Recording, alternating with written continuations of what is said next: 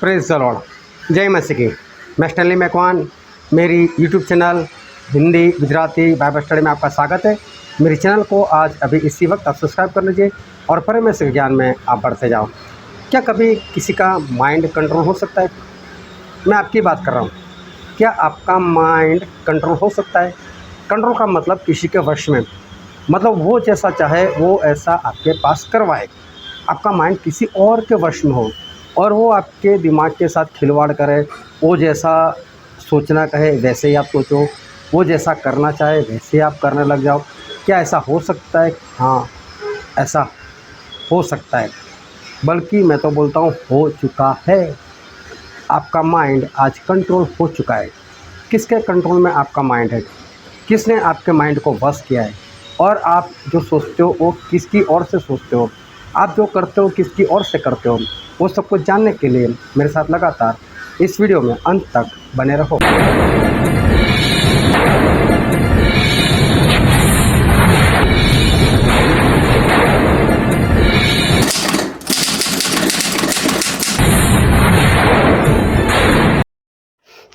चलो बाइबल पढ़े। पहला शमूएल उसका 17 अध्याय और पहले वचन से लेकर उसके 11 वचन तक। अब फलिस्तियों ने युद्ध के लिए अपनी सेनाओं को इकट्ठा किया और यहूदा देश के सौकों में एक साथ होकर सौकों और अजेका के बीच एपसदम्मीम में डेरे डाले। साउल और इज़राइल पुरुषों ने भी इकट्ठे होकर एला नामक तराई में डेरे डाले और युद्ध के लिए फलिस्तियों के विरुद्ध पाती बांधी। फलिस्ती तो एक ओर के पहाड़ पर और इज़राइली दूसरी ओर के पहाड़ पर खड़े रहे और दोनों के बीच तराई थी। तब फलिस्तियों की छावनी में से गोलियत नामक एक वीर निकला जो गत नगर का था और उसकी लंबाई 6 हाथ एक बित्ता थी। उसके सिर पर पीतल का टोप था और वह एक पत्थर का जिलम पहने हुए था जिसका तोल 5000 सैकेल पीतल का था। उसकी टांगों पर पीतल के कवच थे और उसके कंधों के बीच बरछी बंधी थी। उसके भाले की छड़ जुलाहे के डोंगी के समान थी और उस भाले का फल 600 सैकल लोहे का था और बड़ी ढाल लिए हुए एक जन उसके आगे आगे चलता था। वह खड़ा होकर इजरायली पातियों को ललकार के बोला, तुमने यहाँ आकर लड़ाई के लिए क्यों पाती बांधी है? क्या मैं फलिस्ती नहीं हूँ और तुम साउल के अधीन नहीं हो? अपने में से एक पुरुष चुनो कि वह मेरे पास उत्तर आए। यही यदि वह मुझसे लड़कर मुझे मार सके तब तो हम तुम्हारे अधीन हो जाएंगे, परंतु यदि मैं उस पर प्रबल होकर मारूं तो तुमको हमारे अधीन होकर हमारी सेवा करनी पड़ेगी। फिर वह फलिस्ती बोला, मैं आज के दिन इजराइल पातियों को ललकारता हूँ, किसी पुरुष को मेरे पास भेजो कि हम एक दूसरे से लड़े।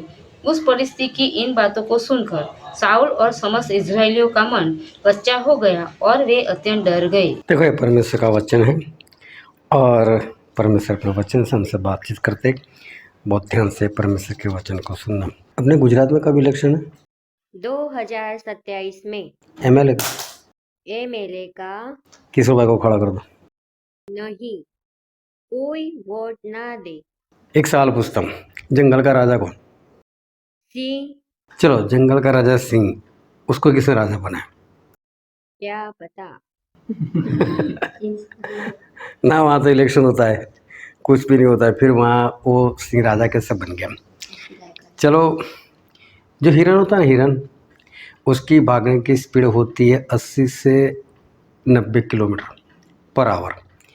मतलब 1 घंटे में 80-90 किलोमीटर ये क्रॉस कर लेता है हिरन। और सिंह होता है, वो उसकी ज़्यादा से ज़्यादा जो स्पीड है 58 किलोमीटर।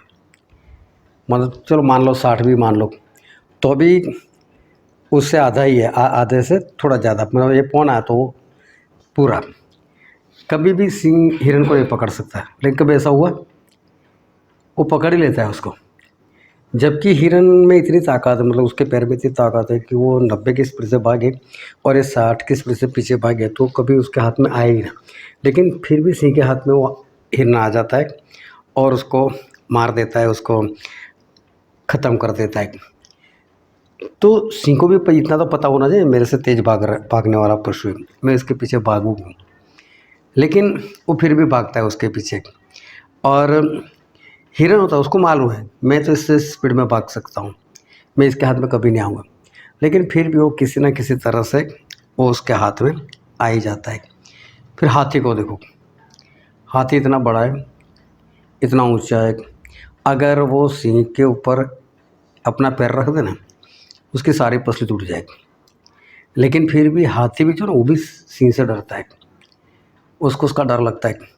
और ऐसा हो सकता है कि सिंह उसको फाड़ खाए, लेकिन हाथी कभी सिंह को मारे ऐसा हमें नहीं दिखाई देता। तो सिंह जो है, इसीलिए लोग उसको जंगल का राजा बोलते। वहाँ कोई इलेक्शन नहीं होता, वहाँ कोई राजा जैसा होता भी नहीं है, वो तो हम ऐसा बोल देते कि सिंह राजा है।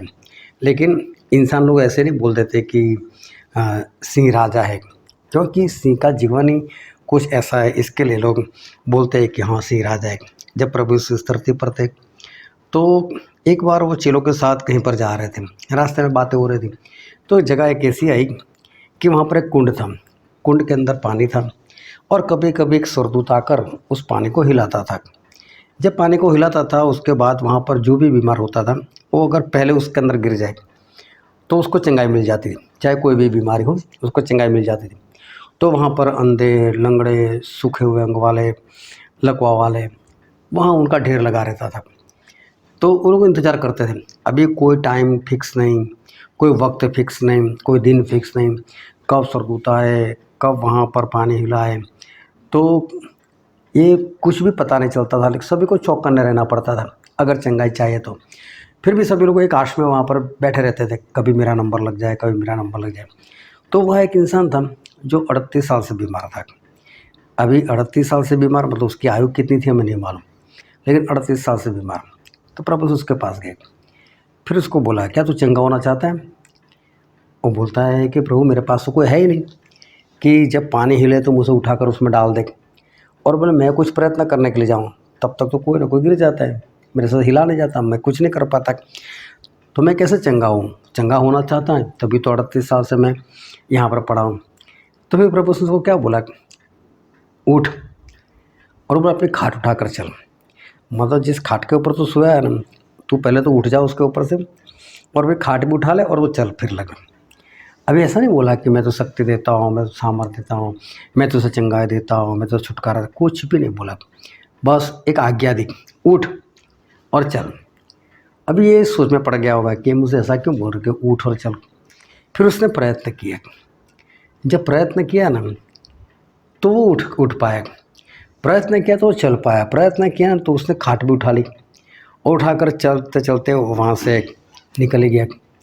तो इसका मतलब ये हुआ कि ये कर सकता था ऐसा। अगर प्रभु से वहाँ पर ना भी आते, उसको ना भी बोलते, तो भी अगर इसने खुद ठान लिया होता मैं करूँ, तो मुझे लगता है उससे हो जाता। लेकिन उसने कभी प्रयत्न नहीं किया, उसने मान लिया था मेरे से नहीं होगा, मैं नहीं कर सकता, मैं कमज़ोर हूँ, मैं 38 साल से बीमार हूँ, मेरी बीमारी बढ़ चुकी है। जो भी उसके दिमाग में था उसके हिसाब से वो कुछ कर नहीं पाता है। जब मेरे भी बच्चे छोटे छोटे थे तो मैं अगर वो कभी बोले बुखार आ गया, कमज़ोर हो गए, मैं उनको उठाकर गार्डन में लेकर चला जाता था और गार्डन में उनको छोड़ देता था। तो वहाँ बच्चों को खेलने का मन होता था, खेलने लग जाते थे। फिर धीरे धीरे ऐसा खेलते थे जैसा लगता है कि कभी बीमारी नहीं थी। कभी कभी मैं क्या करता था, प्रार्थना करके उनको बोलता था जाओ गली में दौड़ एक चक्कर लगा कर आओ। रोते रोते निकलते थे क्योंकि शरीर साथ नहीं देता था, लेकिन मेरी डर की वजह से चले जाते थे। लेकिन जब वापस आते थे तब हंस कर आते थे। क्यों? उन्होंने कुछ प्रयत्न किया, कुछ किया। तो करते हैं ना तो हमारा काम भी हो जाता है। लेकिन हम क्या समझते हैं कि मेरे से नहीं होगा, मैं बीमार हूँ, मैं उठ नहीं सकता, मेरे से कुछ नहीं हो पाता। लेकिन करने का प्रयत्न करो, अगर प्रयत्न करते हैं तो हो जाता है। एक बार एक बहन थी और वो बीमार थी, तो उन्होंने मुझे फ़ोन कर दिया कि मेरे घर पर आना ना, तो मैं चला गया। अभी फतेहगंज में जो वाइट चर्च है ना उसके पीछे वही चर्च संभालने वाले लोग, तो ये चर्च के पास पीछे की साइड उनका घर। मैं उनके घर में बैठ गया, वो 2-3 कंबल लगा कर सो रही थी। मैंने बोला देखो मैं प्रार्थना करूँगा, और प्रार्थना करने के बाद बाइबल में कुछ लिखा है, तो पहले मैंने उनको बोला उस पढ़ कर देखो। चलो उसको हम भी पढ़ते हैं, मरकुस उसका 11 का 24 पढ़ दो। इसीलिए मैं तुमसे कहता हूँ कि जो कुछ तुम प्रार्थना करके मांगो तो प्रतीति कर लो कि तुम्हें मिल गया और तुम्हारे लिए हो जाएगा। और प्रार्थना करते हो जो मांगते हो वो मिल चुका है ना, बोले ऐसा विश्वास कर लो। तो बोले तुम्हें मिल जाएगा। तो मैंने उन बहन को भी बताया, मैंने बोला देखो आप बीमार हो और हम प्रार्थना ऐसे करेंगे कि चंगाई मिल जाएगी। तो चंगाई मिलने की बात है, तो आपको विश्वास कैसा करना है, चंगाई मिल गई है। बोले समझ गए, बोला समझ गया। मैंने विश्वास ऐसा करना है कि चंगाई मिल चुकी है तो फिर आपको मिल जाएगी चंगाई। फिर दूसरी बात मैंने बताई कि अगर चंगाई मिल गई है तो जो जिसको चंगाई मिली वो क्या बेड के ऊपर सोया रहेगा, फिर वो तो उठ जाएगा। बीमार है तो सोया रहेगा, लेकिन जिसको चंगाई मिल गई वो क्या करेगा, उठकर खड़ा हो जाएगा। तो अगर मैंने कोई विश्वास किया है तो विश्वास कहना क्या चाहता है वो भी तो हमें समझना पड़ेगा। तो फिर याकूब की पत्री में ऐसा लिखा है, याकूब की पत्री उसका 2 अध्याय और उसका 17 वचन देखो तो, वैसे ही विश्वास भी यदि कर्म सहित न हो तो अपने स्वभाव में मरा हुआ है। विश्वास के साथ अगर क्या कर्म ना हो, मतलब हमारे करनी ना हो, वो काम ना हो, तो विश्वास कैसा है, मुर्दा है। तो विश्वास मुर्दा समझ लो। अगर विश्वास जिस बात का हम कर रहे हैं उस काम के वो विश्वास का जो काम अगर हमारे जीवन में नहीं दिखता, तो इसका मतलब ये हुआ कि विश्वास मरा हुआ है। इसका मतलब 2 तरह के विश्वास, एक विश्वास जिंदा विश्वास, एक विश्वास मरा हुआ विश्वास। फिर मैंने इस बहन को ये भी बताया कि देखो आप विश्वास कर रहे हो कि मुझे चंगाई मिल गई, तो फिर उस विश्वास को कामों में लाकर बताना पड़ेगा। तो कैसे कामों में लाकर बताना है, विश्वास का काम क्या है। फिर एक वचन मैंने और पढ़ा है उनको, जो इब्रानी है उसका 11वां अध्याय और पहला ही वचन। अब विश्वास आशा की हुई वस्तुओं का निश्चय और अनदेखी वस्तुओं का प्रमाण है। अनदेखी वस्तुओं का प्रमाण है, इसका मतलब जो चीज़ दिखाई नहीं देती उसका प्रमाण मतलब सबूत। तो विश्वास क्या है कि जिस बात का हम विश्वास करते वो चीज़ तो हमारे पास है नहीं, लेकिन वो चीज़ हमारे पास है, हम उसका प्रमाण बता देते, सबूत बता देते, उसी को परमेश्वर बोलते हैं कि विश्वास है। तो विश्वास का मतलब होता है जो चीज़ हमारे पास नहीं उस चीज़ का सबूत देना, प्रमाण देना, उसे कहते हैं विश्वास। तो मैं बोलता हूँ अगर आपको विश्वास है तो आपको सबूत देना पड़ेगा कि आप चंगे हो चुके हो। चंगे हो चुके हो मतलब आपको चलकर बताना है। बोले हाँ मैं बताऊँगी चलकर। फिर इतना कहकर फिर बाद में हम लोगों ने प्रार्थना की, प्रार्थना कर कर मैंने उनको बोला कि चलो आप खड़े हो जाओ और बाहर जाकर एक चक्कर लगा कर आओ। तो मुझे मालूम था अभी वो चंगी तो हुई नहीं है, अभी भी बुखार है, अभी भी ठंड है उसको, अभी मुझे मालूम है कि चल नहीं पाने वाली, लेकिन जो हमने वचन पढ़ा था उसके हिसाब से तो उसको विश्वास करना ही चाहिए था और विश्वास बताना भी था उसको। तो बोलते नहीं मुझे बहुत अच्छा लग रहा है, मुझे बहुत अच्छा लग रहा है। मैंने बोला हाँ मुझे मालूम है आपको अच्छा ही लग रहा है, फिर हमको भी बताओ कि आपको अच्छा लग रहा है, बाहर निकलो, चल कर आओ। अभी उसको मालूम है कि मैं बाहर नहीं निकल सकती, कमज़ोर उसका सर। मैंने जोर लगाया तो आखिर में मेरी खातिर उसको उठना पड़ा। उठ कर वो बाहर निकली, चलते चलते चर्च के पीछे की साइड चली गई। अभी उधर चक्कर लगा कर जब घूम कर आई तो जो जा रही थी ना और जब वापस आ रही थी दोनों की चाल में बहुत अंतर था। और वापस जोरों जोरों से चल कर आ रही, उस टाइम में मुझे सही में अच्छा हो गया।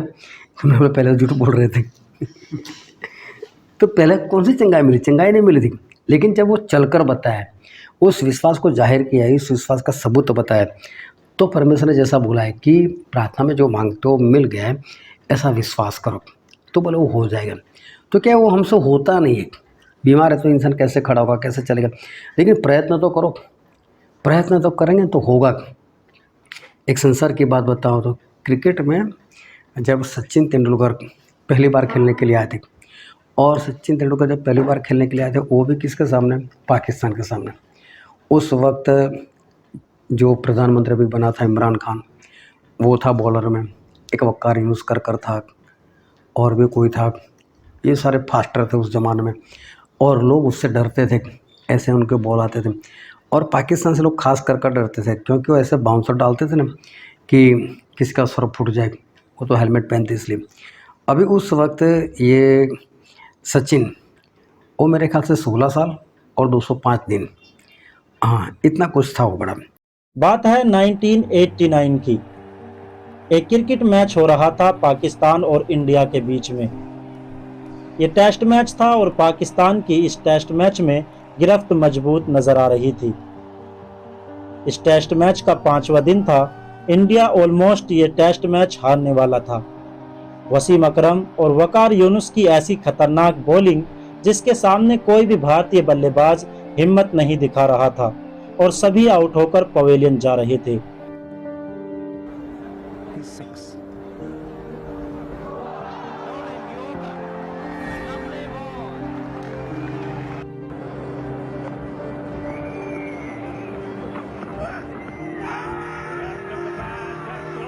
इसके बाद सबको ये पता चल गया था कि इंडिया ये मैच आराम से हार जाएगा। इंडिया ये मैच कभी नहीं जीत सकता। जब इंडिया के बड़े बड़े बल्लेबाज आउट होकर जा चुके थे, तब एक 16 साल का लड़का वकार यूनुस और वसीम अकरम का सामना करने पिच पर आता है। तभी वकार यूनुस की 150 की रफ्तार से एक गेंद आई जो सीधी उसकी नाक पर लगी और खून निकलने लग गया। 16 साल का लड़का जिसके गेंद लगी उसके चारों तरफ खून ही खून, बैट पर, उसके ग्लव्स पर, उसके जूतों पर। तब एक डॉक्टर भागता हुआ आता है।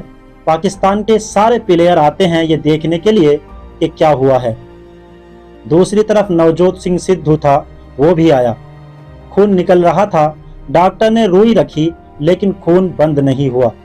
तब सिद्धू ने कहा कि तुम रिटायर हर्ड होकर चले जाओ और तब ठीक हो जाओ तो वापस आना, तब तक ये पेसर चले जाएंगे। डॉक्टर ने उसको उठाया।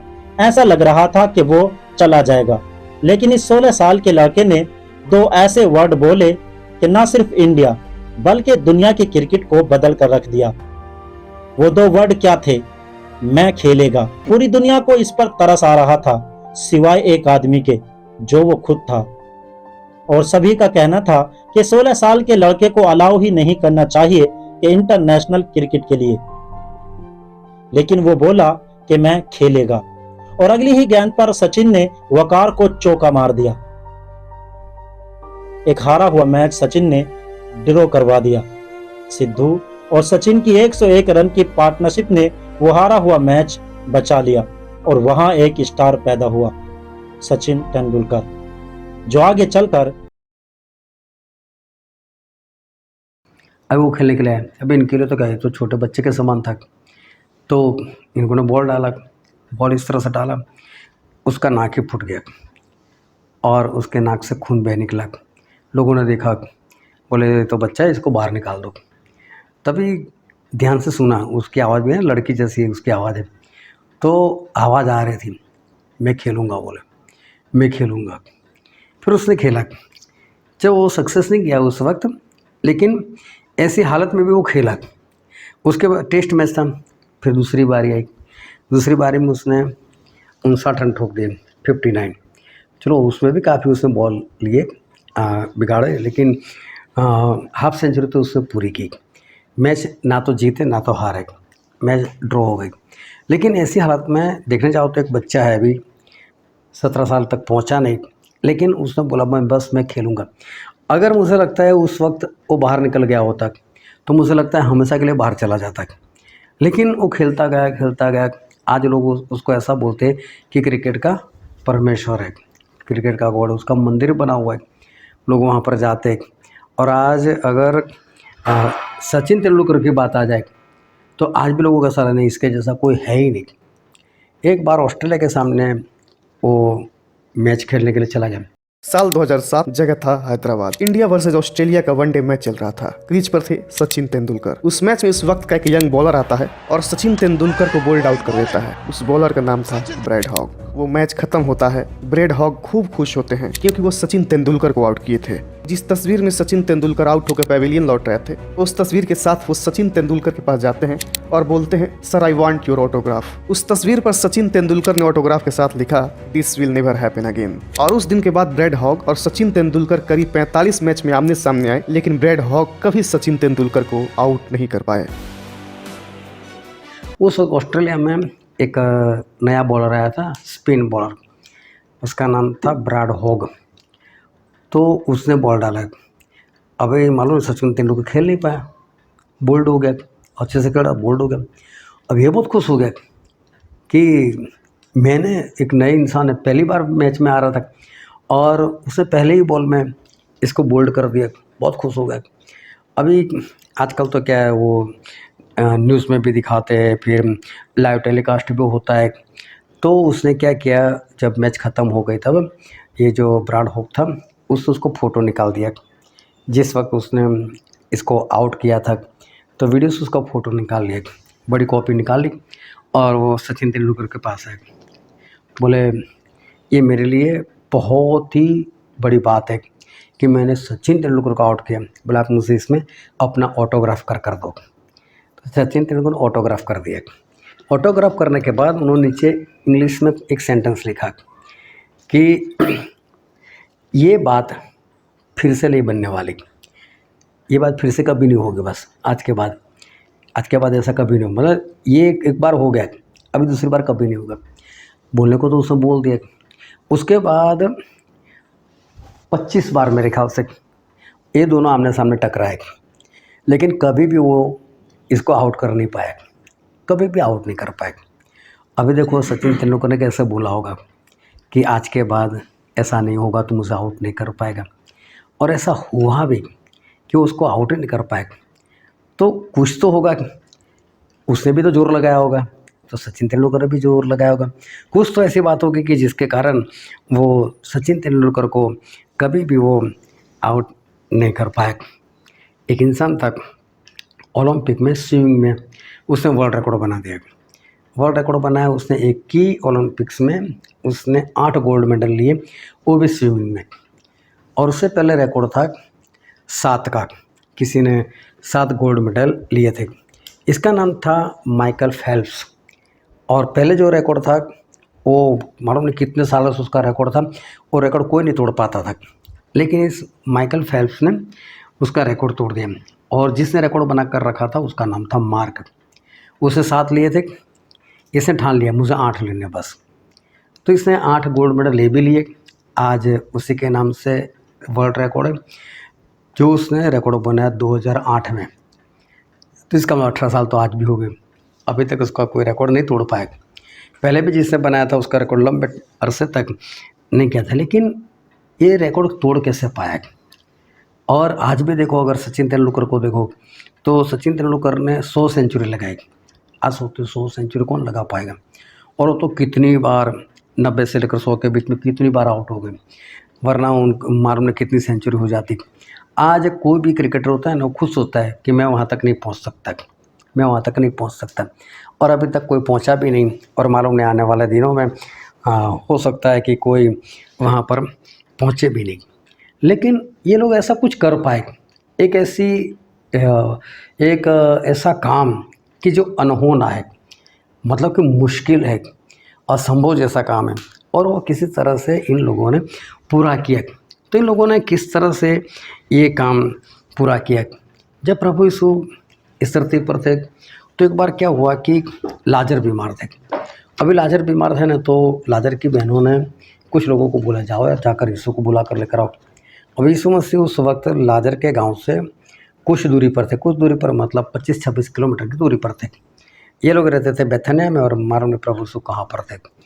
तो गए वहाँ पर, बोले यीशु आप जल्दी से आओ ना। बोले वो लाजर बीमार है। बोले और आप तो उसको बहुत प्रेम करते हो, अब इनका रिश्ता भी अच्छा था। प्रभु यीशु बोलते हैं नहीं जाना, मतलब कुछ उत्तर नहीं दिया उनको, कोई भी उत्तर नहीं दिया, कोई उत्तर नहीं दिया। तो चेलों बोलते चलो यीशु चलते। अभी आने वाले तो जब उत्तर नहीं मिला तो निकल गए। प्रभु यीशु वहीं पर 2 दिन रुक गए। चेले बोलते चलो यीशु चलते। तो बोले मर जाने वाला है, इतनी बड़ी बीमार है तो हमको जाने के नहीं जाना है। बोले लेकिन सचमुच तो मर गया। वहाँ से प्रभु यीशु यहूदिया में चले गए। फिर वहाँ से जाने के बाद एक बार उन्होंने चेलों को बोला चलो हम लोग चलते हैं। बोले कहाँ? तो बोले बेथनिया। बोले क्यों? तो बोले वो लाजरस अपना मित्र बोले वो सो गया है, बोले उसको उठाने के लिए जाना है।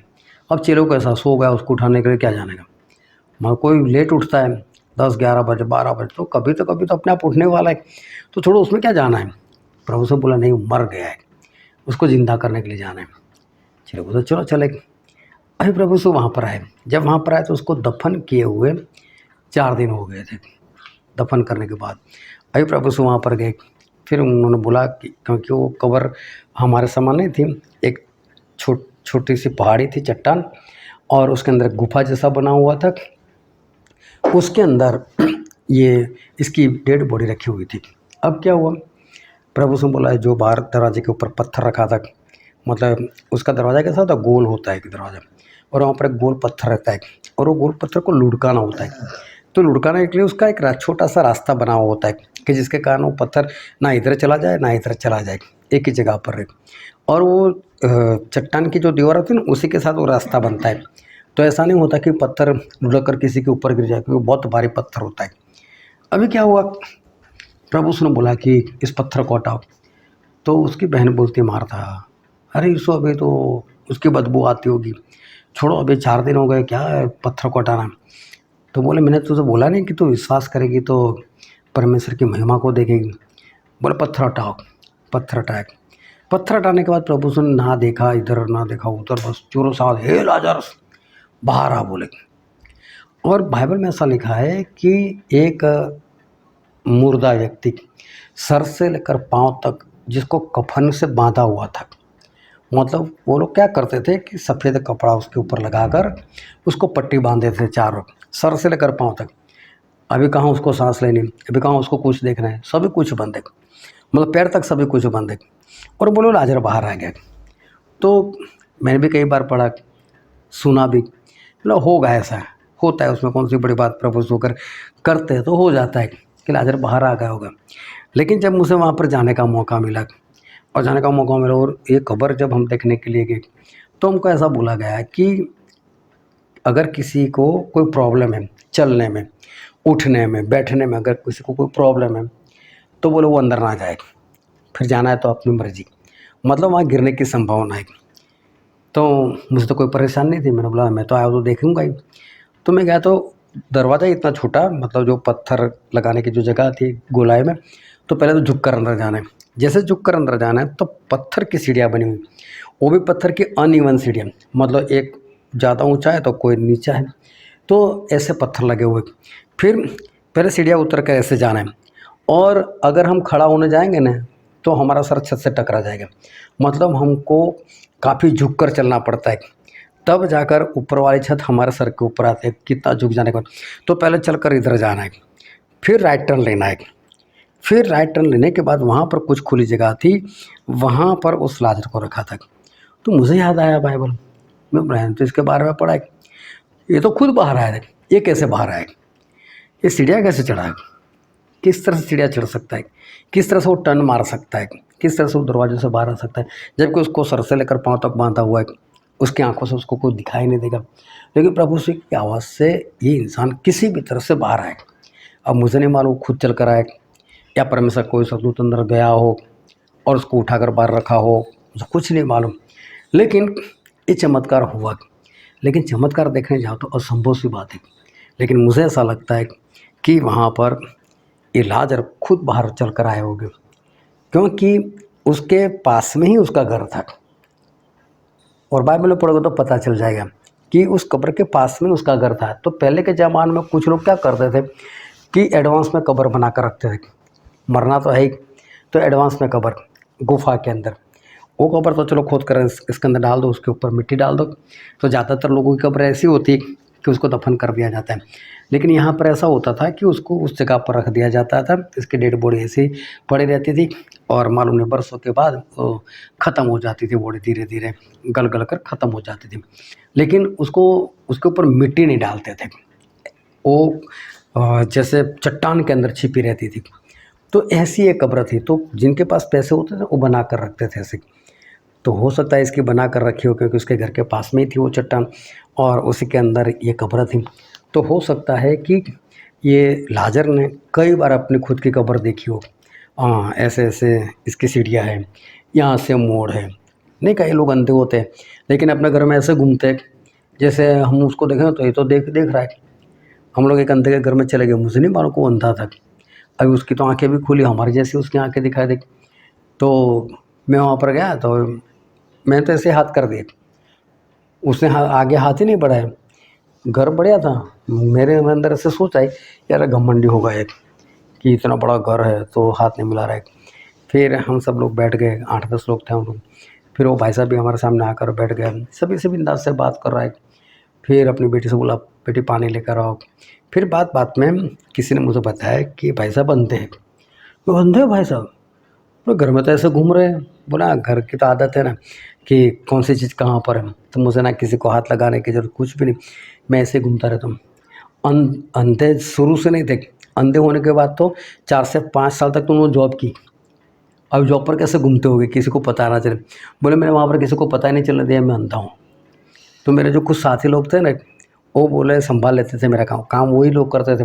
मैं तो अंधा होने के कारण मैं काम नहीं कर पाता था, कुछ कॉपी में लिखना होता था मैं लिख नहीं पाता था। लेकिन उन्होंने ऐसा कि इसको तनख्वाह मिलती रही, इसका गुजारा चलता रहे, इसके कारण वो लोग ऐसा करते रहे थे, बोले मेरे साथ। तो अपने घर के अंदर से इस तरह से घूमते हैं कि उनको सब कुछ पता ही होता है, तो पता नहीं चलता है अंधे।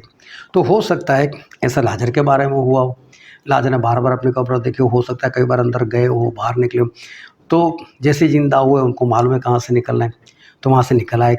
लेकिन किस तरह से पैर बंधे हुए थे, किस तरह से आए। लेकिन एक साइंस होता है और एक समझ होती है। साइंस क्या है कि वो सबूतों के आधार पर चलता है। कैसे सबूतों के आधार पर? जब तक सबूत नहीं, साइंस कुछ मानती नहीं। तो साइंस बिना सबूत कुछ भी नहीं मानते। तो अमेरिका वालों ने एक बार ऐसा कुछ प्रयोग किया कि लोग बोलते आत्मा है आत्मा है। बोला आत्मा कहाँ पर है? बोला आत्मा नाम की चीज़ हमने तो देखी नहीं। जब चीज़ नहीं देखी तो फिर हम उसको मान कैसे लें? तो जब तक उनके पास सबूत नहीं आता ना, वो लोग कुछ नहीं मानते। तो एक बूढ़ा था और अस्पताल में एडमिट किया था, मरने वाला था। डॉक्टर ने बोल दिया था मर जाएंगे। तो उन लोगों ने क्या बोला उसके परिवार वालों को कि देखो आइए आपके डैडी दादा जो भी है मरने वाले तो है, आधे घंटे में ख़त्म हो जाएंगे। तो बोले इनके अंदर आत्मा है कि नहीं, हम देखना चाहते हैं। तो बोले कि आप प्रयोग करने के लिए इसको दोगे? वहाँ तो ये सब सिंपल सी बात है, दे देते। बोला कोई बात नहीं, करो करो प्रयोग। बोले और क्या 5 मिनट में मर जाएंगे? तो घंटे बाद भी मरने वाले हैं, दे दो कोई बात नहीं। तो उन्होंने क्या किया, एक कांच की पेटी थी उसके अंदर इस बूढ़े को रख दिया। ये कांच की पेटी इस तरह से बनाई थी कि उसको फिट करने के बाद ना तो उसके अंदर हवा जा सकती है ना तो हवा बाहर निकल सकती। इस तरह चारों ओर पूर्ण रीति से पैक। 5-7 मिनट के बाद ऐसा हुआ कि उसका ऊपर वाला जो शीशा था ना वो टूट गया। तब उन्होंने कबूल किया कि हाँ आत्मा है, नहीं तो ये शीशा ना टूटता। मतलब वो लोग हमेशा सबूत पर ही चलते। तो एक बार था एक विश्वासी लड़का, तो पढ़ाई में भी अच्छा, फर्स्ट नंबर पर, गेम खेलने में भी अच्छा, भागने में भी पहले नंबर। तो उसको कुछ अवार्ड मिले थे। तभी वहाँ से उसी मोहल्ले में रहने वाले एक प्रोफेसर थे, वो वहाँ से निकले। तो उनको याद आया कि लड़के को तो ऐसे बहुत सारे मेडल मिले हुए। तो बेटा तू तो गोल्ड मेडलिस्ट है पढ़ाई में, भागने में, सब में। बोले हाँ वो तो परमेश्वर की वजह से, परमेश्वर की महिमा हो। बोले परमेश्वर करते।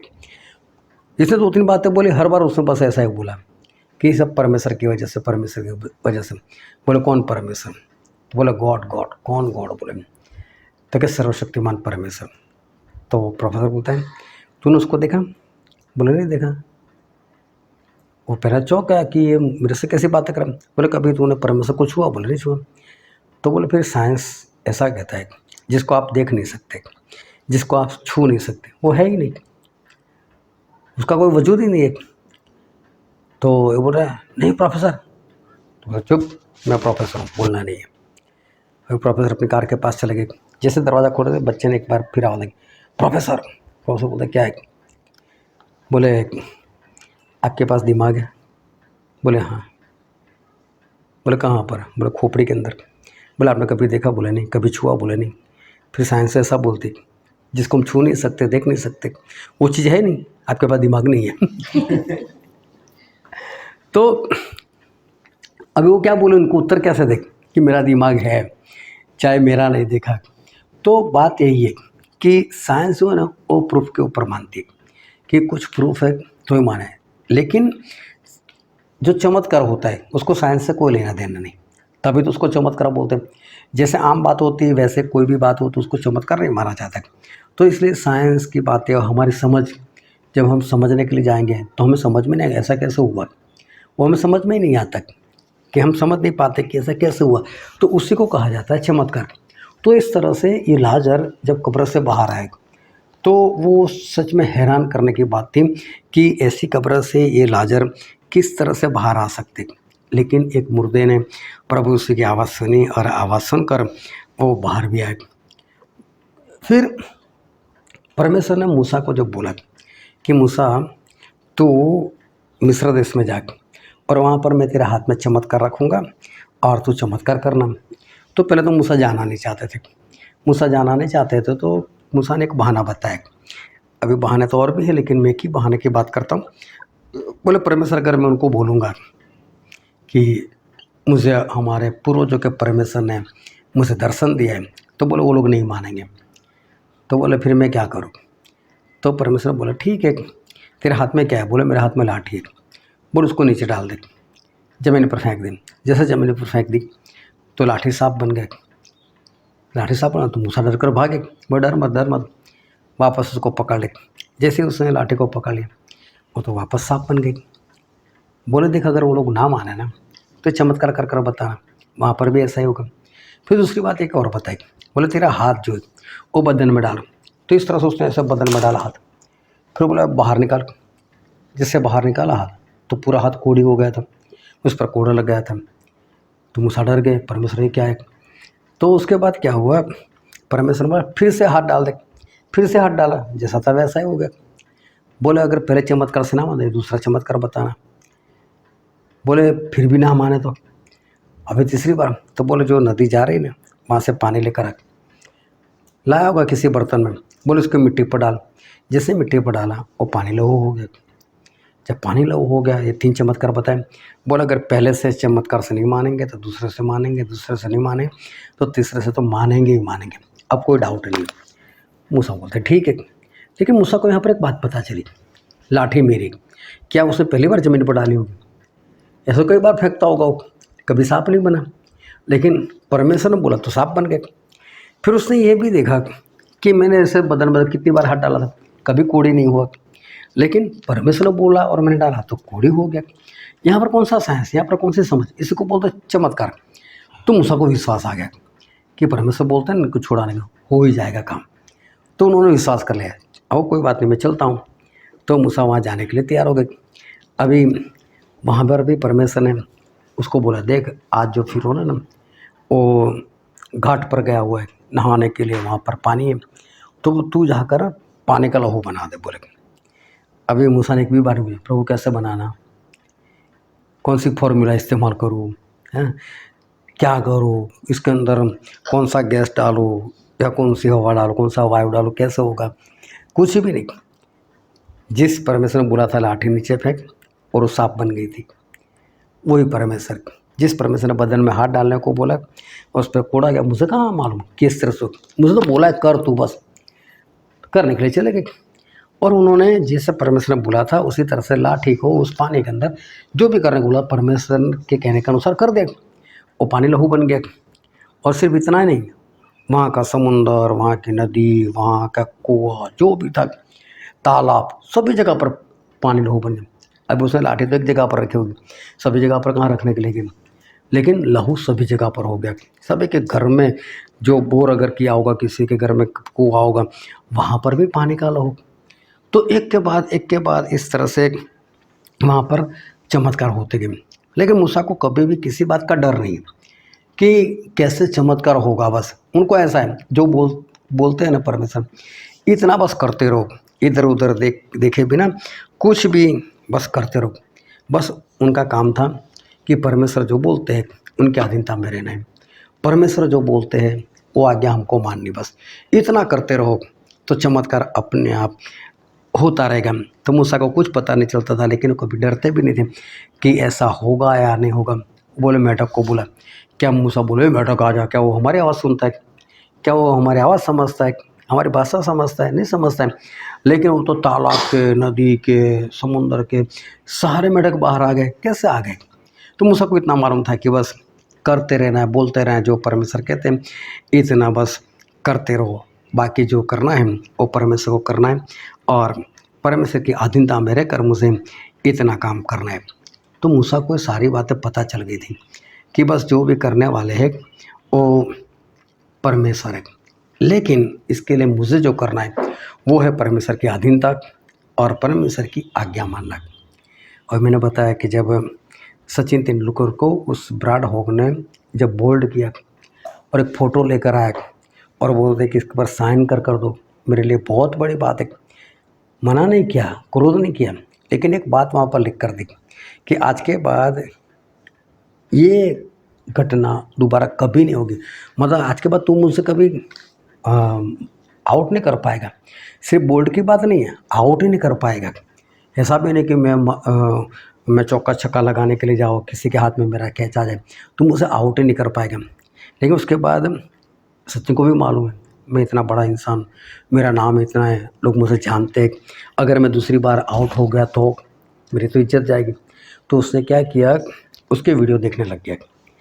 ब्राड हॉक के वीडियो में उसने टाइम देखा कि कैसे बॉलिंग करता है, कब कब ये किस तरह से टर्निंग करता है इसका बॉल, कैसे सारे उसने उसको स्टाइल देख ली और लोग कहाँ पर गलती करते इसका बॉल खेलने में, ये भी किस तरह से कौन सी आइडिया लगा, सब कुछ उसने किया। फिर उसी तरह से उसने बॉलिंग का मशीन आता है मालूम, बॉलिंग, बस उसमें उसने वही सब सेट कर कर वो खेलता रहा। पूर्ण रूप से उसने पूरी प्रैक्टिस की कि और कोई मुझे आउट करे, लेकिन ब्राड हॉक के हाथों से तो नहीं होना है, नहीं तो मेरी इज्जत जाएगी। तो उसके बाद तकरीबन 25 बार आमना सामना हुआ, लेकिन वो आउट क्यों नहीं कर पाए? इसके बोलने से नहीं, इसने इतनी मेहनत की थी। तो मेहनत क्यों की? नहीं होना चाहिए, पहली बार तो मैं आउट हो गया, अब होना ही नहीं आउट। तो ये मन में ठान लिया। क्या कोई ऐसा बोल सकता है कि तू मुझे आउट ही नहीं कर सकता? इंटरनेशनल खिलाड़ी है तो फिर तो कुछ भी हो सकता है। लेकिन इसने सोचा मुझे नहीं होना है, मतलब नहीं होना है। तो इसने ऐसा काम किया, वहाँ पर उसने इतनी प्रैक्टिस की और उस प्रैक्टिस के कारण वो कभी भी उस ब्राड हॉक के हाथ से या उसकी बॉलिंग में कभी भी वो आउट नहीं हुई। फिर मैंने जिसकी बात की, माइकल फेल्प्स। ये माइकल फेल्प्स जो था उसने चाहा था कि मैं 8 गोल्ड मेडल ले लूँ, उसने 7 लिए थे तो मैं 8 ले लूँ। तो उसने तो क्या किया, उसकी पूरी हिस्ट्री जानी कि वो इंसान ने 7 गोल्ड मेडल किस तरह से लिए और 7 गोल्ड मेडल पाने के लिए उसने कितनी मेहनत की थी और हर रोज़ वो कितना स्विमिंग करता था, हर रोज़ कितनी एक्सरसाइज करता था, खाना पीने का उसका कैसा था, कब वो रेस्ट करता था, कितने दिन उसने किया, उसे सब कुछ देखा। फिर उसे सोचा मुझे तो 7 नहीं लेने, मुझे तो 8 लेने, मतलब इससे मुझे कुछ ज़्यादा करना पड़ेगा। तो पहले वो सब कुछ जाना, ऐसा नहीं कि बस मुझे 8 चाहिए और ऐसे ही चला गया वहाँ पर ओलंपिक में, ऐसा नहीं। उसने सब कुछ जानकर फिर उसके हिसाब से अपने आप को तैयार किया। जिसने 7 गोल्ड मेडल लिए थे उसने कितनी मेहनत की, वो सब कुछ उससे देखा। उससे ज़्यादा मेहनत मुझसे कर रही, वो जितना सोता था उससे कम मुझे सोना है, वो जितना रेस्ट करता था उससे कम रेस्ट मुझे करना है, वो जितना फिट रहता उससे ज़्यादा मुझे फिट रहना है। वो सब कुछ इसने किया, तब जाकर वो 8 गोल्ड मेडल वो जीत कर लेकर आए, वरना 8 गोल्ड मेडल कभी भी उसको नहीं मिलता। उसके बाद जब ये वर्ल्ड रिकॉर्ड हुआ और मीडिया वाले उसके पास चले गए और मीडिया वाले उसके पास चले, उसकी तारीफ़ करने लगे मीडिया वाले, और एक मीडिया वाले ने सब बोला आपका नसीब जोरदार है, और उसको डांटा मेरा नसीब नहीं है। फिर उसने सारी बात बताई, मैंने इतनी मेहनत की, जब मैंने इतनी मेहनत की तब मैं ये सब कुछ कर पाया हूँ। तो इसका मतलब कि ये तो संसार की बात है, लेकिन अगर परमेश्वर की अगर हम बातें करें तो हमें मेहनत करनी पड़ेगी। अगर हम मेहनत करेंगे तो हम भी आगे बढ़ पाएंगे, अगर हम मेहनत नहीं करेंगे तो हम भी आगे बढ़ नहीं पाएंगे। तो हमें ये सब कुछ कर कर बताना है, हमें भी मेहनत करनी है। अगर हम भी मेहनत करेंगे तो हम भी ऐसे सारे काम जो लोग ऐसा समझते हैं कि असंभव है या तो नहीं कर पाता, क्या नहीं हो सकता, लेकिन हो सकता है। एक बार एक गांव था और गांव में 2 मित्र थे, ये सच्ची एक घटना है। तो उसमें एक लड़का था 8 साल का और उसका मित्र था 14 साल का, और ये जो 14 साल का लड़का था वो कुछ मोटा भी था, उसका वेट था, और 8 साल का जो लड़का था वो दुबला पतला था। अब ये दोनों गांव के बाहर कहीं पर खेल रहे होंगे, खेलते खेलते ऐसा हुआ कि कुएं के अंदर वो मोटा गिर गया। और मोटा तो गिर गया, और वो आवाज़ लगाने का बचाओ बचाओ बचाओ, ये दुबला पतला भी आवाज़ लगा रहा है। अभी करे तो क्या करे, तो देखा कि कोई है ही नहीं। तो दुबले पतले व्यक्ति ने 8 साल के लड़के ने क्या किया, वो जो रस्सी थी जिससे पानी निकालते उससे बाल्टी हटा दी और उसने वो रस्सी अंदर डाल दी। बोले तू इसको पकड़ ले, मैं इसको बाहर से पकड़ता हूँ। अभी देखो वो मोटा है, उसका वेट भी ज़्यादा है और ये पतला भी है, उससे छोटा भी है। अभी उसको बाहर कैसे निकाले? उसने किसी तरह से एक हिस्सा, एक छोर उसमें पकड़ कर रखा। इधर साड़ के लड़के में पकड़ रखा, वो जोर जोर से आवाज़, कोई आओ, कोई बचाओ, कोई आओ, कोई बचाओ। उसके हाथ से धीरे धीरे से रस्सी खिसकती जा रही है, वो धीरे धीरे डूबता जा रहा है, वो नीचे से आवाज़ लगा रहा है, कोई सुनने वाला है नहीं। फिर आखिर में क्या हुआ, किसी तरह से ये 8 साल के बच्चे ने उसको बाहर निकाले दिया। जब उसको बाहर निकाले दिया और लोग गांव में वापस आए तो देखने जाए तो बड़ा कारनामा था। तो दोनों बड़े ज़ोर ज़ोरों से बता रहे हैं, ऐसा हुआ, ये गिर गया था, मैंने उसको बाहर निकाला। जो भी सुनते सब हंस रहे, ऐसा कैसे होगा, इतना मोटा, वो कैसे गिर जाए, और वो गिर गया तो तू कैसे उसको बाहर नहीं, सब हंस रहे थे। लेकिन कोई था, उसने सीरियस उसकी बातों को सुना। बोले क्या हुआ था? बोले ऐसा हुआ था। तो उसने जानने का प्रयत्न किया। बोले तू निकाल कैसे पाया, तेरे में इतनी शक्ति तो है नहीं। और उस लड़के से बात जो पता चली कि वहाँ पर कोई नहीं था और ये मेरा मित्र है, ये मरने वाला था। तो मैंने देखा कि कोई नहीं तो मुझे ही कुछ करना पड़ेगा। तो बोले मैंने पूरी ताकत लगा दी, मैंने पूरी ताकत लगा दी और पूरी ताकत लगाई और मैं उसको बाहर खींच कर लेकर आया। क्या उसके अंदर इतनी ताकत थी? लेकिन सबसे बड़ी बात क्या थी, उसके लिए ऑप्शन नहीं था कोई, और ऑप्शन नहीं था इसलिए उसने मन बनाया मैं करता हूँ, कर सकूँगा। करने का प्रयत्न किया तो हो गया। अभी मेरे ख्याल से वेट लिफ्टिंग में किसी का वर्ल्ड रिकॉर्ड है और उसने जो वेट उठाया था वो मेरे ख्याल से 500 केजी, 500 वो वर्ल्ड रिकॉर्ड है। 500 केजी मतलब कोई इंसान उठा ही नहीं सकता, 500 केजी कैसे उठा सकता है? लेकिन उसका ऐसा वर्ल्ड रिकॉर्ड है। तो उसको भी मीडिया वाले ने पूछा कि भाई साहब 500 किलो तो कैसे उठा पाए? तो बोले मैं दिमाग में ऐसा रखता था कि मेरा बेटा है और मेरे बेटे के ऊपर कार गिर गई है और वहाँ पर कोई नहीं है और मुझे कार को उठाना है, मेरे बच्चे को बचाना है बस। बोले बस मैं दिमाग में ये रखा, मेरा बच्चा मर रहा है, मुझे मेरे बच्चे को बचाना है, मेरा बच्चा मर रहा है, मेरे बच्चे को मुझे बचाना है और उसके लिए मुझे कार को किसी भी तरह से उठाकर फेंकना है बस। तो बोले मैं कर पाया। अभी देखो इसका मतलब इंसान कर सकता है। परमेश्वर ने हम इंसान को इतनी शक्ति दी, इतना सामर्थ्य दिया कि हम लोग उसका इस्तेमाल ही नहीं करते। इतना आपके पास जो मोबाइल है उसमें इतने फीचर्स है, इतना कुछ रखा है, उसमें ज़्यादातर 50% ज़्यादा तो हम इस्तेमाल ही नहीं करते। हमें मालूम ही नहीं इसके अंदर क्या क्या है, कौन कौन सी चीज़ है, क्या देखना चाहिए, क्या करना चाहिए, ज़्यादातर हमको मालूम नहीं। उसी तरह से परमेश्वर ने हमारे अंदर क्या क्या रखा है वो हमें नहीं मालूम। ना हमने कभी खोजने का प्रयत्न किया, ना हमें कभी उसे जानने का प्रयत्न किया, कुछ भी हमें नहीं पता।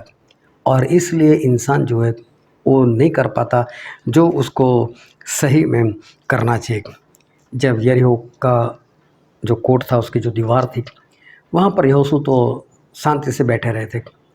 उनको इतना मालूम था कि मैं तो नहीं तोड़ सकता। उस ज़माने का कोई मशीन उसको नहीं तोड़ पाने वाला था।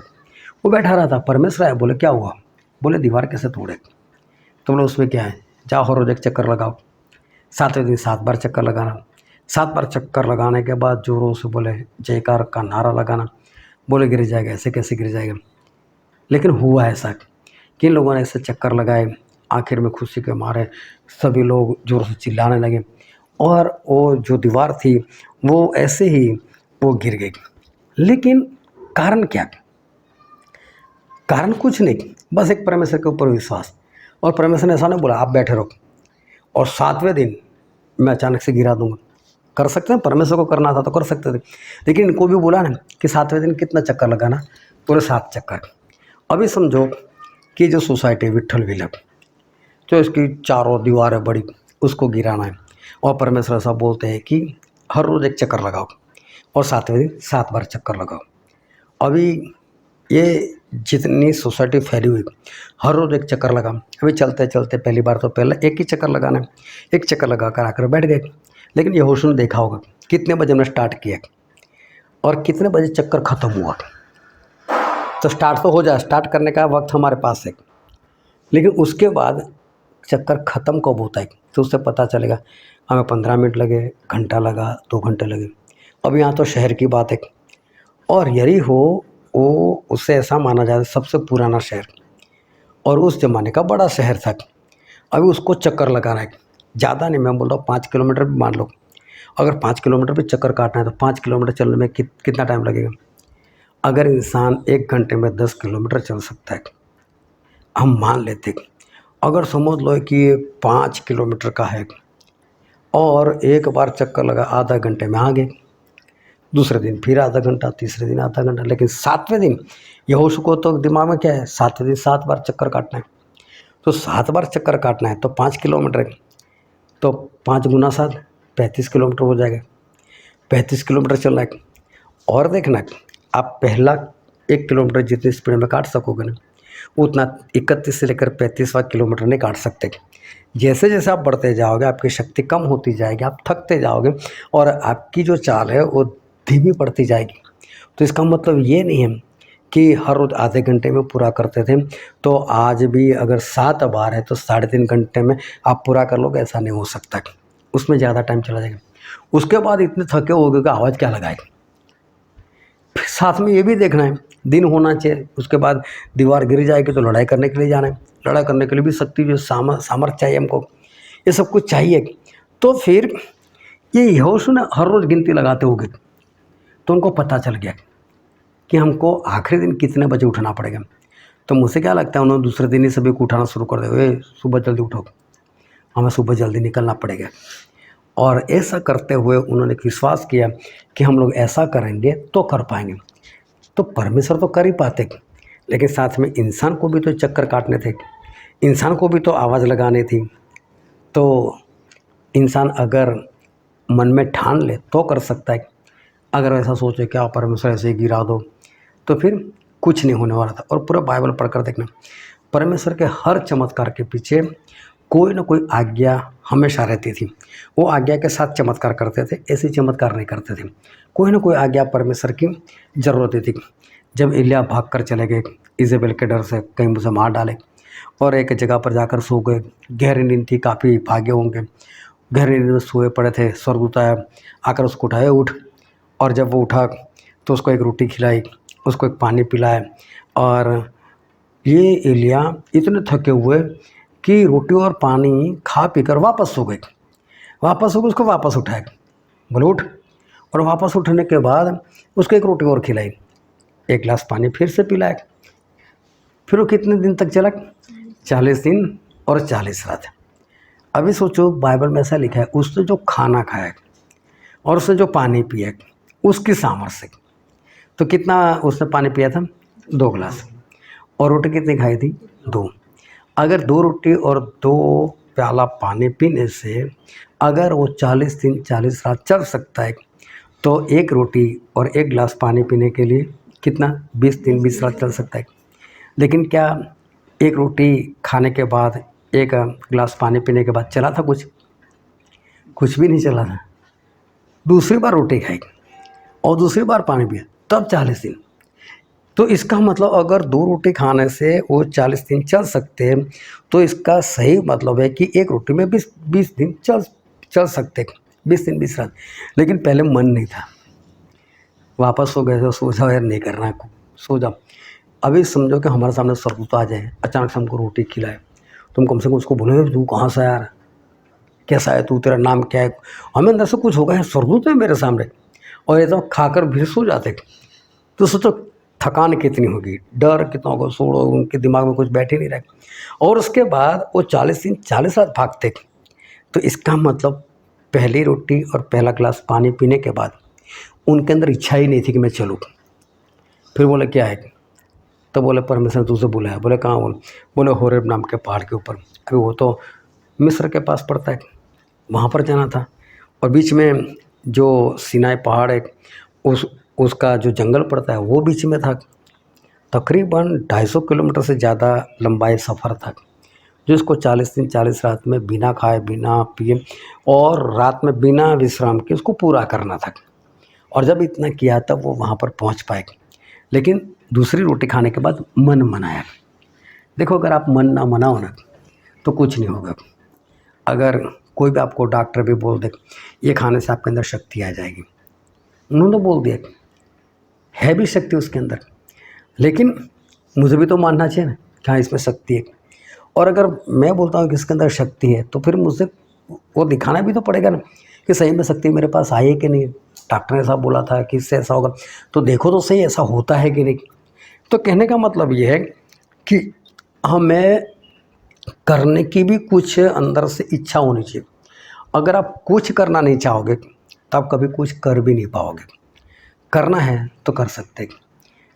एक ज्योतिष था और लड़की का हाथ देख रहा था, तो बोलते हैं बेटा तू तो बहुत पढ़ेगा बहुत पढ़ेगा बहुत पढ़ेगा। बोले वो तो मैं पढ़ ही रहा हूँ, ये बताओ पास कब होने वाला हूँ। अब ऐसे मेरा मित्र ही था और मेरा मित्र वो 10वीं से कभी बाहर नहीं आया। हाँ तो मालूम है 7वीं 8वीं ट्रायल दे रहा था, मुझे आकर बता रहा था। बोले वो चेक करने के लिए आए मेरे पास, बोले इसमें सब्जेक्ट तो लिख। बोले सब्जेक्ट तो लिखा है। तो बाजू वाला पूछ रहा है आज कौन सा सब्जेक्ट है। उसने मालूम नहीं कितनी बार एग्ज़ाम दी, 7 8 या 10 बार दी, अभी तक वो पास नहीं होगा वो। हाँ अगर चाहता ना, जब उसको ये सब्जेक्ट ही नहीं मालूम, इसका मतलब उसको कुछ भी नहीं किया।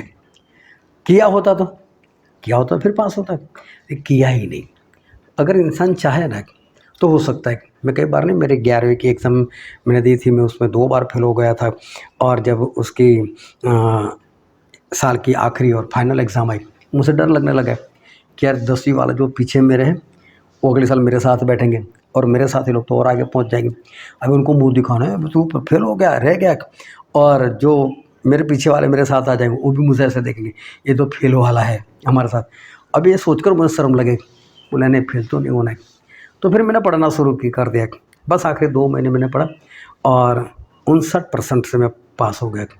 मैंने बोला इतना तो कभी मैं लेकर नहीं आया, अगर 2 महीने मैंने इतनी मेहनत की और ऐसा हो गया, मतलब मैं कर सकता था, करता नहीं था बस।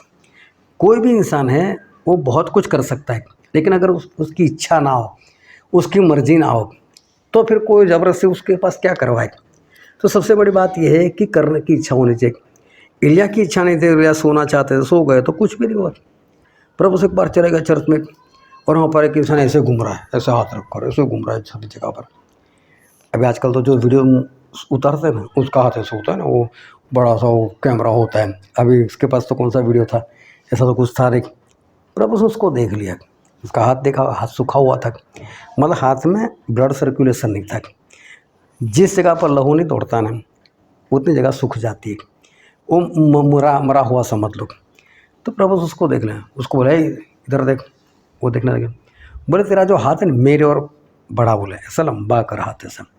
और क्या प्रभु को नहीं पता है कि हाथ लंबा नहीं कर सकता है, हाथ सूखा हुआ है, उसके अंदर जान नहीं। उस इंसान को भी मालूम मेरा हाथ तो सूखा हुआ है, लेकिन यीशु बोल रहे तो कर तो देखने दे। तो उसने करने का प्रयत्न किया।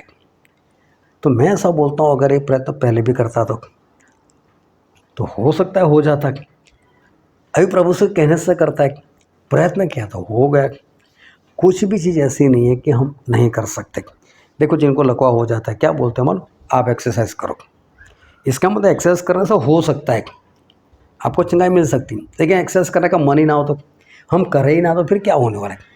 तो अगर हम सोच कर बैठे मेरे से कुछ नहीं होता तो फिर इंसान से कुछ होता ही नहीं। इंसान को अंदर से करने की एक चाहत होनी चाहिए। अगर वो चाहत है उसके अंदर तो फिर तो वो कर सकता है। जब पौलुस के बारे में हम पढ़ते हैं कि पौलुस के अंदर उसका काम देखो, उन्होंने कितना सुसमाचार प्रकट किया, वो देखो कहाँ कर भागे, वो सब कुछ देखो, कितने लोगों को बचाया, वो सब कुछ देखो, ये उनकी सफ़र को देखो। और हम बोलेंगे यार मेरी सफ़र नहीं हो सकती, तो भी सच में सफ़र हो ही नहीं सकती, हम सफ़र कर ही नहीं सकते। अगर हम सोचेंगे मैं थक जाऊंगा तो फिर थक ही जाओगे, लेकिन एक बार बैठकर तो देखो मैं कर सकता हूँ। जब लोग कर सकते तो मैं क्यों नहीं कर सकता बस। तो अगर हम चाहे तो हम कर सकते हैं, लेकिन चाहने की और करने की हमारे अंदर एक शक्ति होनी चाहिए, अंदर हमारी इच्छा होनी चाहिए। अगर हमारे अंदर इच्छा है तो हम सामर्थ्य भी पाएंगे और सब कुछ कर सकेंगे। तो ये पौलुस से तो उन्होंने बहुत काम किया। फिर एक बार उन्होंने एक बात बताई और हम बाइबल में पढ़ते हैं फिलिपिया उसका 4 अध्याय और वचन 13। जो मुझे सामर्थ्य देता है उसमें मैं सब कुछ कर सकता हूँ। जो मुझे सामर्थ्य देता है उससे मैं सब कुछ कर सकता हूँ। मतलब पौलुस क्या बोलते हैं, मेरे से नहीं, लेकिन मुझे कोई सामर्थ देता है। तो जो मुझे सामर्थ देता है उसकी सहायता से मैं सब कुछ कर सकता हूँ। तो ये देखो, ऐसा नहीं बोल रहा कि मेरे से कुछ नहीं होगा, मेरे से सब कुछ होगा। क्यों? मुझे कोई सामर्थ देता है, मैं तो सिर्फ करने का प्रयत्न करता हूँ। कोई सामर्थ दे भी, लेकिन अंदर से करने की इच्छा तो होनी चाहिए। अगर इच्छा है और इंसान करने जाएगा तो वो सामर्थ काम कर पाएगा। तो 38 साल से जो बीमार था उसको परमेश्वर ने सामर्थ दिया, लेकिन सामर्थ मिलने के बाद भी अगर वो ऐसा बोले नहीं प्रभु मेरे से नहीं होगा, मैं नहीं कर पाऊंगा, तो कभी नहीं होता। क्योंकि सामर्थ जब अंदर आता है तो अंदर कोई हलचल सी नहीं होती। ऐसा कुछ होता नहीं कि हम नाचने लग जाते हैं, कूदने लग जाते हैं, लेकिन जब हम करने का प्रयत्न करते हैं तब कुछ होता है। तो 38 साल से जो बीमार था उसने चाहा कि मैं कर कर तो देखूं। जिसका हाथ सूखा होता उसने सोचा कि मैं करके तो देखूं कि मेरा हाथ लंबा होता है कि नहीं। पौलुस बोल रहे जो मुझे सामर्थ्य देते हैं उसकी सहायता से मैं सब कुछ कर सकता हूँ। फिर प्रेरितों के काम में लिखा है उसका पहला अध्याय और 8 वचन, परंतु जब पवित्र आत्मा तुम पर आएगा तब तुम सामर्थ्य पाओगे और यरूशलेम और सारे यहूदिया और सामरिया में और पृथ्वी की छोर तक मेरे गवाह होंगे। यहाँ पर स्पष्ट लिखा है कि जब पवित्र आत्मा तुम पर आएंगे तब तुम सामर्थ पाओगे। मैं सामर्थ देने वाला कौन है? पवित्र आत्मा। अगर पवित्र आत्मा आएंगे तो हम सामर्थ पाएंगे। तो वो सामर्थ ऐसा नहीं कि पवित्र आत्मा आने के बाद हमें अंदर कुछ होता है, अंदर कुछ नहीं होता है। पवित्र आत्मा शांति का आत्मा है, वो शांति से हमारे अंदर आकर समा जाता है, कुछ भी नहीं होता अंदर से। लेकिन जब हम करने के लिए जाते तब हमसे काम होता है और हमें पता चलता है हाँ अब मुझे कुछ मिला हुआ है। तो जब हम करने के लिए जाते तब हमें पता चलता है कि हाँ परमेश्वर ने हमें कुछ दिया हुआ है। सिंह कोई राजा नहीं है, देखो अपने आप को मानता है राजा। हाँ हिरन चाहे 90 की स्पीड से दौड़ा तो क्या है, मैं उसको पकड़ सकता हूँ। और हिरन की सोच क्या है, ये तो राजा है, ये तो पकड़ ही लेगा, इससे उसके हाथ में भी आ जाता है। हाथी चाहे कितना भी बड़ा हो, वो कहाँ आईने के सामने खड़ा था मैं इतना बड़ा हूँ, उसे कुछ नहीं मालूम। हाथी जब छोटा होता है ना तो उसको छोटी सी पतली सी रस्सी के साथ उसको बांध दिया जाता है, उसके पैर बांध देते। अभी क्या हुआ कि एक कहीं पर सर्कस लगा हुआ था, तो वहाँ पर बड़े हाथियों को छोटी की रस्सी के साथ उसके पैर को बांधा हुआ था और बांधने वाला भी बांध ही रहा था। वहाँ से कोई गुजरा था, बोले क्या कर रहा है, बोले हाथी को बांध रहा हूँ। वो हंसने लगा, बोले क्यों हंसता है, बोले इतनी छोटी रस्सी, ये हाथी एक ही झटका देगा ना अभी टूट जाएगी।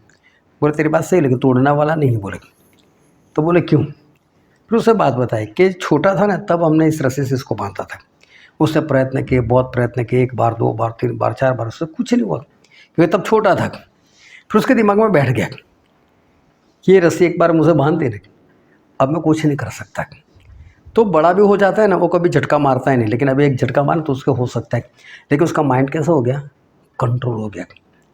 एक भाई साहब थे, उनके पास 100 ऊँट थे और हर रोज़ 100 ऊँटों को बांधना और फिर अपना काम करना रात को, मतलब रात को सोना या कुछ भी करना है तो पहले ऊँटों को तो बांध कर रखना पड़ता है। अभी क्या हुआ, एक बार एक रस्सी या तो खो गई या तो किसी और काम में चली गई। अभी 99 ऊँटों को तो बांध दिया, अभी एक को नहीं बांधा था। बोला अगर इसको नहीं बांधा ये तो भाग जाएगा। बोला करे तो क्या करेगा। उसके दिमाग में आइडिया है, हर रोज़ तो बांधता ही हूँ। बस उसने जिस तरह से बांधता था वो बस वही सब नाटक किया, उसके हाथ में रस्सी नहीं है। हाँ बस ऐसे उसने नाटक किया कि जैसे मैंने रस्सी बांधी और बांध दी। ऊँट सही में वहीं पर बैठ गया। सुबह उठता है ऊँट वहीं पर है। अभी क्या हुआ, ऊँटों को लेकर कुछ आगे जाना था, 99 निकल गए, निकल नहीं रहे। तो ये क्यों निकले, उसको तो बांधा हुआ है नहीं, बुला रहे फिर भी आ रहे। अरे हाँ यार इसको तो बांधा हुआ, खोलना तो पड़ेगा। उसके दिमाग में बैठ गया वे बंधा हुआ है। फिर वापस उसको जाकर खाली उसको खोलने का दिखावा किया, तब उठ के उठ खड़ा, हाँ अब मैं आज़ाद हूँ। माइंड कंट्रोल हो जाते। इसे सबसे पहले मैंने क्या पूछा है, इलेक्शन। किशोर भाई जीत सकते हैं, माइंड कैसा कंट्रोल है, ये हो ही नहीं सकता। बात यही है, कम से कम इतना सोच लिया होता कि वचन पढ़ चुके, और वचन पढ़ने के बाद फालतू बात है तो करेंगे नहीं। थोड़ा सोच लिया होता, परमेश्वर चाहे तो कर सकते, इतना तो बोल सकते। माइंड कंट्रोल है हमारा, हमारे दिमाग में पहले से घुस गया बस ऐसा होता है, ऐसा होता है, ऐसा होता है। और ये 8वां अजूबा है ये। हाँ इनके दिमाग में जो बैठ गया वो बात ख़त्म है। फिर परमेश्वर आकर भी निकालना चाहे तो नहीं निकल सकती। है कि नहीं सर? कोशिश वो कर तो रही हूँ। कितना बोल बोल कर गूगल से इसको बाहर निकाला। बैठ में गूगल में देखो क्या होता है, क्यों होता है, इसके पीछे कौन कौन सा कारण है। ये खाओ, इतने बजे खाओ, इतने बजे ये वाला पियो, इतने बजे ये करो, इतने बजे ये करो। फिर ये घर के तो मालिक हैं, रहते हैं नौकरानी की तरह। सब कुछ स्पष्ट बता था। काम की इतनी पड़ी है, इतनी पड़ी है, जब तक काम नहीं होगा चैन नहीं है। झाड़ू पोछा लगाओ, खाना बनाओ, ये बनाओ, किसको दिखाना है? मेरा घर है, मैं तो मेरे घर में, तू तो जानता ही, मैं तो बोलता हूँ हमारा घर है।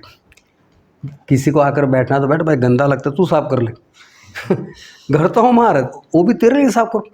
बाजार में गए, अरे बढ़िया कप है चाय पीने के लिए, कोई रिश्तेदार मेहमान आएगा ना उसके लिए ले। अरे उसके लिए क्यों लेते यार, अपने लिए लो ना। रिश्तेदार को दिखाने के, ये चादर बहुत बढ़िया है। कोई रिश्तेदार उसको बेड पर आया, अरे खुद के लिए लो, दूसरों को दिखाने के लिए क्या करना है? हम है, हमारा घर है, हम मालिक है, हमारी मर्जी कब हमें कौन सा काम करना है। मैं तो बोल सुबह से लेकर शाम तक झाड़ू पोछा मत लगाओ, शाम को लगाओ। आज बस वो शाम को लगाना है, मेरा घर में मालिक हूँ।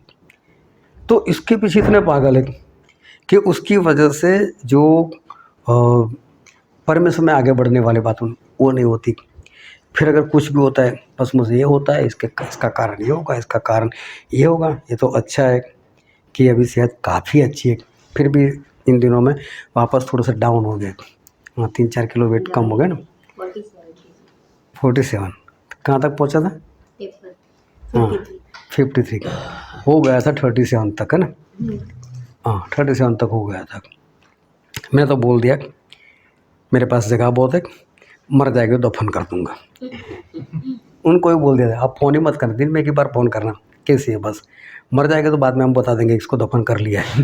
डरना मत। तो वहाँ पर हमने कुछ ऐसा नहीं रखा कि ये खाओ वो खाओ, इतने बजे खाओ, इतना पानी पियो, ये सब तो डॉक्टर लोग बोलते। मैंने बहुत पहले से सुना था, ये अमिताभ बच्चन, मुकेश अंबानी, उन लोगों के पास डाइटिशियन रहता है और लोग कुछ भी खाना पीना तो डाइटिशियन के पास बोलकर ही खाना खाते हैं। तो मैंने जब उनका खाना सुना तो सुबह आधा कप दूध पीना, आधा कप दूध, चाय तो पीनी नहीं है, सिर्फ आधा कप दूध, आधा ही कप जो हम कप इस्तेमाल करते हैं उसका आधा कप। फिर दोपहर में 2 और ज़्यादा से ज़्यादा 3 रोटी, वो भी फुल के जिसको बोलते हैं छोटी छोटी रोटी। और उसके साथ सब्जी कौन सी मालूम है? सिर्फ बॉयल किए हुए मूंग, बॉयल भी नहीं, वो क्या करते हैं उसको भिगो कर रखते और रात में एक कपड़े के साथ उसको बांध दिया जाता है। हाँ फणगायला, हाँ। तो वो बस वो एक बाउल खाना है बस 2 रोटी के साथ। एक बार बोले वो मुकेश अंबानी को, जो मैंने पढ़ा था उसके बाद सच्ची झूठी परमेश्वर जाने, रात को 2 बजे उसको भूख लगी। तो भूख लगी तो उसने अपने डाइटिशियन को फ़ोन कर दिया, बोला मुझे भूख बहुत लगी, मैं क्या करूँ? अभी तो कितना पैसा उसके पास, किसी को पूछ कर खा दे। तो उसने बोला है 1 गिलास पानी पीकर सो जाओ और फिर मुझे आधी रात में तंग मत करना। उसने बोल दिया आधी रात को क्या फ़ोन करता है। जबकि उसको पैसा देता है। तो वो भी उसका जो डाइटिशियन होगा तो ऐसा वैसा थोड़ी होगा उसका, वो भी तो करोड़पति होगा। तो मैंने जो पढ़ा था मैं उसकी बात करूँ तो बोले ये स्टार लोग क्या करते, जब पार्टी होती तो पार्टी में अच्छा अच्छा खाना होता है, वहाँ खाना भी पड़ता है। तो बोले खाने के बाद घर पर जाकर मुंह में उंगली डालकर उल्टियाँ कर निकाल देते, क्योंकि उनका डाइटिशियन बोलता नहीं ये खाओ। बोले ऐसा करते हैं लोग। मैंने बोला ये तो कोई ज़िंदगी है, इससे अच्छा तो हमारी ज़िंदगी, हमारा पेट है, हमारी मर्ज़ी हमको क्या खाना है और कितना खाना है। कोई चीज़ पसंद आ गया डाल दो और 2 और क्या देखना, ना पसंद आए तो छोड़ भी दो। नहीं खाना है ना। तो हम तो हमारे घर के भी मालिक है, हमारी ज़िंदगी के भी हम मालिक हैं। अपनी मर्ज़ी से जियो ना, किसी के कहने से क्या करना है या कोई बोलता है उस तरह से हमें क्या जीवन जीना है। तो हमें परमेश्वर ने बहुत कुछ दिया है, तो हमें उसका सिर्फ इस्तेमाल करना है, हमें डरना नहीं है। हम बहुत कुछ कर सकते हैं, इसलिए पौलुस बोला जो मुझे सामर्थ्य देते हैं उसकी सहायता से मैं बहुत कुछ कर सकता हूँ। लेकिन ये जो माइंड कंट्रोल होता है ना और लोगों की बातों से, वो माइंड कंट्रोल मत होने दो। हमारा दिमाग है वो किसी के कंट्रोल में नहीं होना चाहिए। कोई हमें बोले और हम उसको मान ले, ऐसा हमारे जीवन में कभी भी ऐसा नहीं होना चाहिए। वो धनवान था, जवान लड़का था, गया प्रभु से के पास, बोले मुझे स्वर्ग तो चाहिए। बोले स्वर्ग चाहिए तो बोले सब कुछ बेच दे अपना, जो भी पैसा मिले वो गरीबों को तू दे दे बोले। और बोले तू आकर मेरे पीछे चल। अब उसके दिमाग में बैठ चुका है ये मैं कभी भी नहीं कर सकता, मैं नहीं कर सकता, तो फिर छोड़ो। वो वहाँ से वो वापस चला गया। वो वापस चला गया तो प्रभु उसको बुलाया नहीं वापस। पैसा तेरी तो बहुत संपत्ति है, चलो हम 50-50 कर लेते हैं। नहीं, ऐसा कुछ नहीं, करना है तो करना है, लेकिन वो फिर तेरी मर्जी। मैंने तो बता दिया अगर जाना है तो इतना करो, करता तो सब कुछ हो जाता। मुझे लगता है कि जब अब्राहम को बोला था कि तेरे बेटे की बलि दे दे, और आखिर में उसको रोक लिया, मुझे ऐसा लगता है जवान ने बोल दिया होता है ना, हाँ प्रभु अभी बेच कर आता हूँ, तो मुझे लगता है उसको रोक ले, छोड़ यार नहीं बेचना, आ जा मेरे पीछे चल, क्या बेचना। अगर उसकी तैयारी होती, इसकी तैयारी थी, तो एंड टाइम पर परमेश्वर ने इसको रोक भी लिया था। जो 70 चेले थे, जब प्रभु ने प्रचार किया, तो प्रभु ने जो प्रभु वचन के ऊपर प्रचार किया, उन लोगों को पसंद नहीं आया। तो ऐसा कैसे हो सकता है, ये इंसान हमको ऐसा कैसे कह सकता है, ये खाओ वो पियो, ऐसा करो वैसा करो, हम नहीं कर सकते, हमारे लिए कठिन बात है, हम इसको कैसे करें। तो वो चले प्रभु को छोड़कर वहाँ से चले गए। तो बात यही है कि इंसान अगर चाहे तो बहुत कुछ कर सकता है, लेकिन उसके अंदर चाहत होनी चाहिए। सामर्थ्य तो परमेश्वर दिया हुआ है, बस हमें उसका इस्तेमाल करना है। मैं हर बार ऐसा करता हूँ, अगर मुझसे शरीर में बाई चांस कभी कुछ परेशानी आ जाए, तो उस परेशानी की वजह से जो मेरे से नहीं होता है वो मैं करता ही रहता हूँ, चाहे दर्द हो कुछ भी हो, लेकिन वो करता ही रहता हूँ। ऐसा हुआ क्यों, नहीं होना चाहिए, बस मैं कर सकता हूँ, मैं कर सकता हूँ। कई बार लोग बोलते हैं कि नस के ऊपर नस चढ़ गई, तो मुझे ऐसा लगता है कहीं ऐसी खाली जगह तो है नहीं बीच में कि इसके ऊपर चढ़कर इसके ऊपर आ गई, चाहे जो भी हो बस। लेकिन मैं ऐसा मानता हूँ कि नहीं होगा हमारा, किसी ने बोल लिया हमने मान लिया, नहीं मानना ही नहीं है, हमें किसी के कंट्रोल में नहीं जाना है। अब क्या हुआ, जो पलिस्ती लोग थे वो लोग चढ़ाई कर आ गए और उन्होंने एक पहाड़ के ऊपर छावनी डाल दी। यहाँ शाऊल राजा को पता चला, शाऊल राजा भी भागे, उन्होंने भी अपनी सेना ले जाकर उन लोगों ने भी छावनी डाल दी। अभी इजराइल इस पहाड़ पर है, तो इस पहाड़ पर पलिस्ती लोग हैं, बीच में तराई है, मतलब खाई है, मैदान जैसा कुछ होगा। अभी ये आमने सामने खड़े, और पलिस्तियों में एक था राक्षस जैसा, जिसकी हाइट थी 9.5 फुट।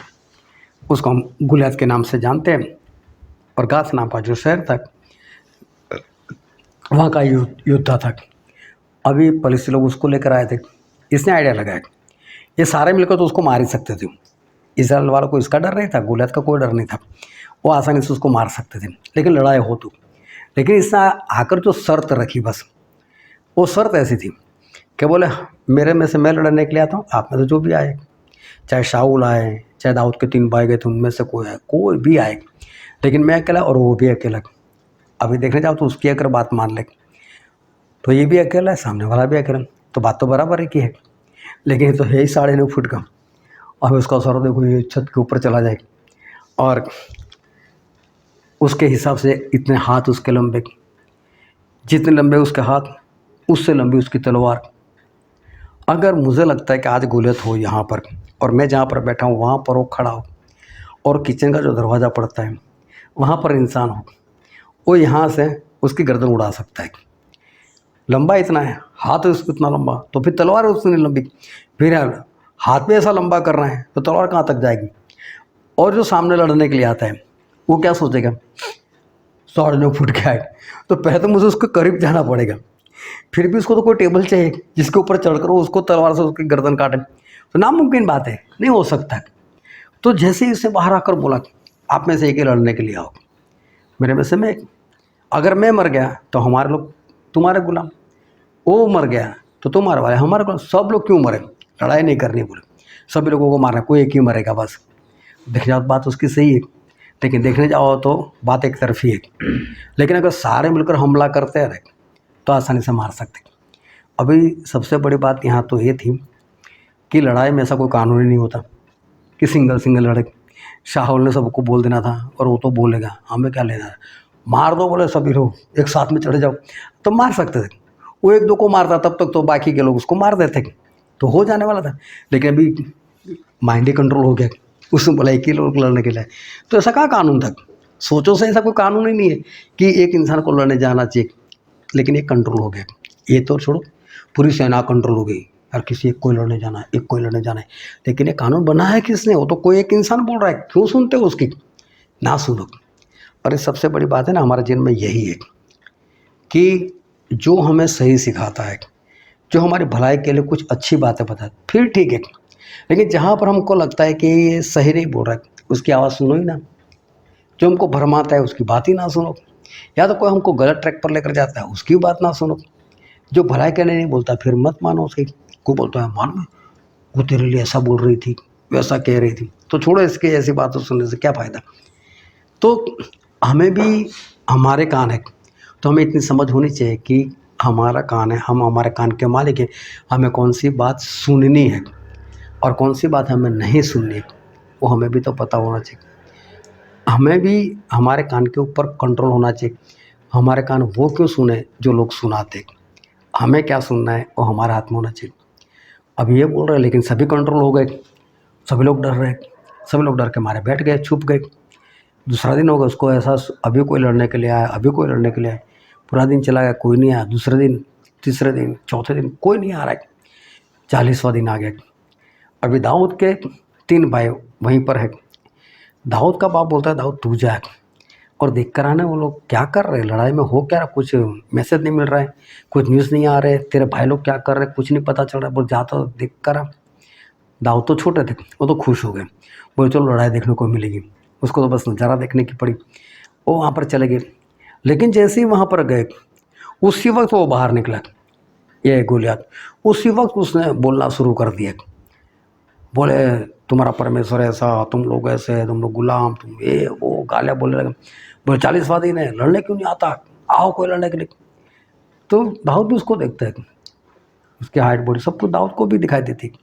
और आज जो वचन हमने पढ़ा वहाँ पर यही सारी बातें लिखी, उसकी हाइट कितनी थी लिखी, उसकी बॉडी कैसी थी वो लिखी, उसके हाथ में तलवार कैसी थी, भाला कैसा था, वही सारी बातें लिखी। सभी लोग उसकी बातों से डर गए, सभी लोग छिप गए, ये सारी बातें हमने पढ़ी। अभी यही सारी बातें दाऊद ने भी देखी। देखो देखने देखने में बहुत अंतर होता है, मैं किस चीज़ को किस तरह से देखता हूँ। एक बार एक प्रोफेसर थे, तो अपनी कुर्सी पर बैठे थे और वहाँ पर टेबल पड़ा था। टेबल के ऊपर उन्होंने एक बॉल रखा और एक लड़कों की इधर से बोला इधर रख, एक लड़के को इधर से बोला तू इधर रख। इसको बोला बॉल कौन से कलर का है, वो बोलता है ब्लैक। वो सामने जो था वो हंसने लगा, इसको कलर भी नहीं पता चलता। उसको बोला भाई तू बोल बॉल कैसा है, बोला सफ़ेद है। अभी ये हंसने लगा, इसको कलर नहीं पता चलता है। तो बोलता है ए ब्लैक है, बोलता नहीं वाइट है, ब्लैक है वाइट है। दोनों आपस में लड़ने लगे, इतना पता नहीं चलता। प्रोफेसर चुप रहो। सामने जो छात्र बैठे थे उनसे पूछे बोले बॉल कैसा है, बड़ा ब्लैक एंड वाइट दोनों, उनको दोनों कलर दिखाई दे रहे, इसको इधर से ये दिखाई दे, इसको इधर से वो दिखाई दे रहे। बात सिर्फ यही है कि हम देखते किस तरह से, दोनों तरफ देखो। अगर वो वाइट बोल रहा है तो पागल तो है नहीं, ये ब्लैक बोल रहा है तो वो पागल नहीं है। तो एक बार इधर आकर देख लिया होता कि सही में इसको ब्लैक दिखाई देता है या उधर कुछ ब्लैक भी है, तो ना लड़ाई होता ना झगड़ा होता।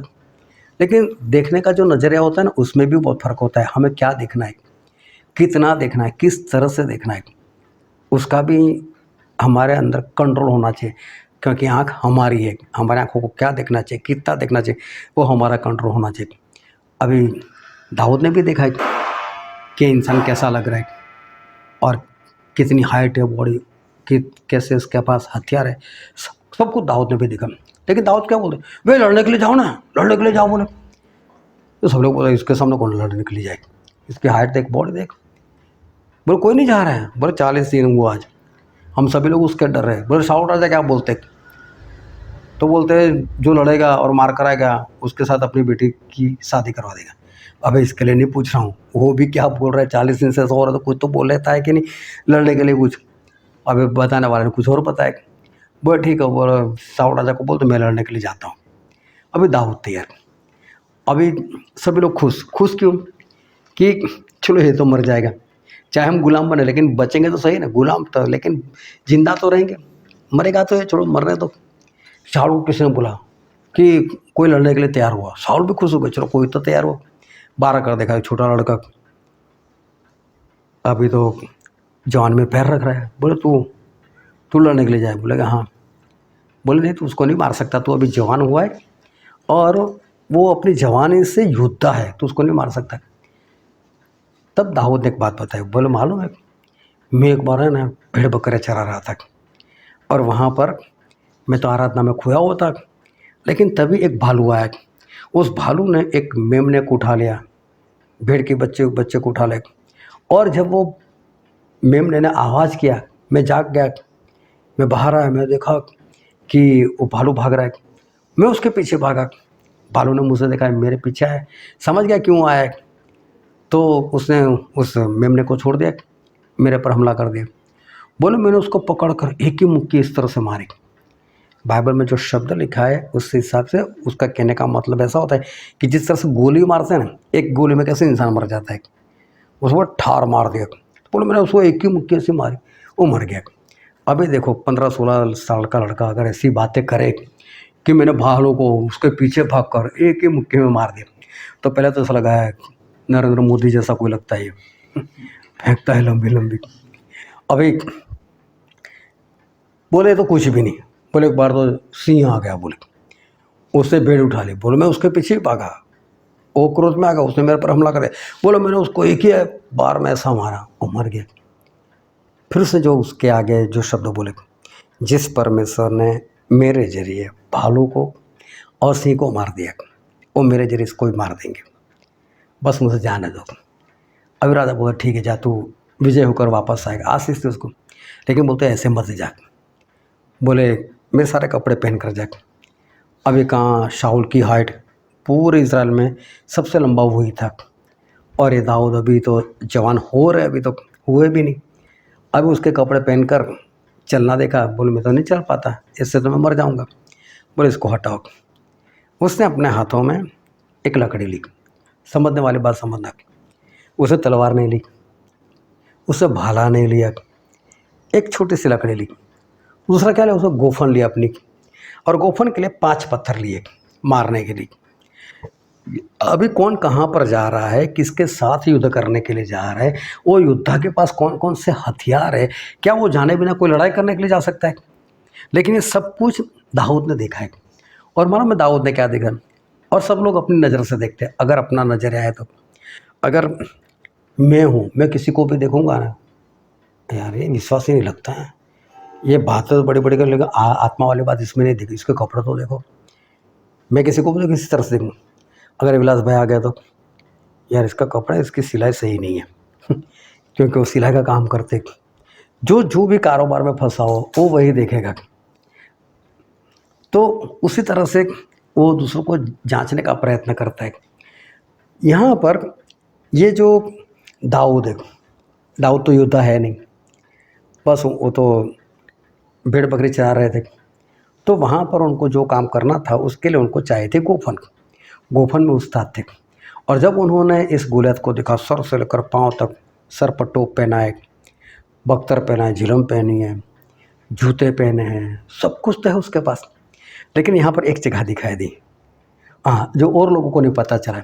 सभी लोग ऐसा देख रहे, हम पास में जाएंगे, उसके बाद भी हमको एक टेबल चाहिए, उसके ऊपर चढ़कर हम उसकी गर्दन उड़ा सकते हैं। तो गोलियत ऐसे तो खड़े रहने वाला है नहीं कि लो भाई आओ मेरे गर्दन उड़ाओ, और हम उसको नहीं मार सकते।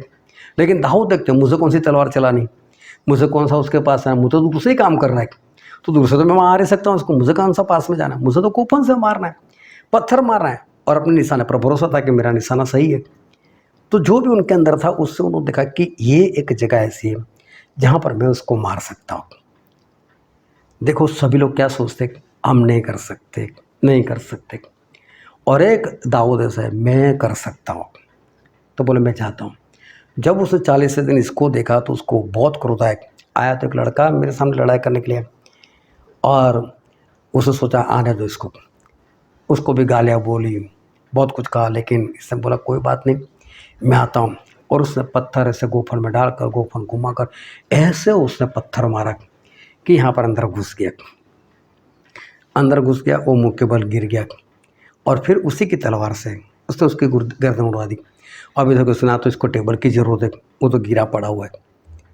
वैसे ही मर चुका है, पत्थर से ही मर चुका, पत्थर अंदर घुस गया था तो ऐसे ही मर गया था, लेकिन फिर भी उसकी गर्दन उड़ा दी।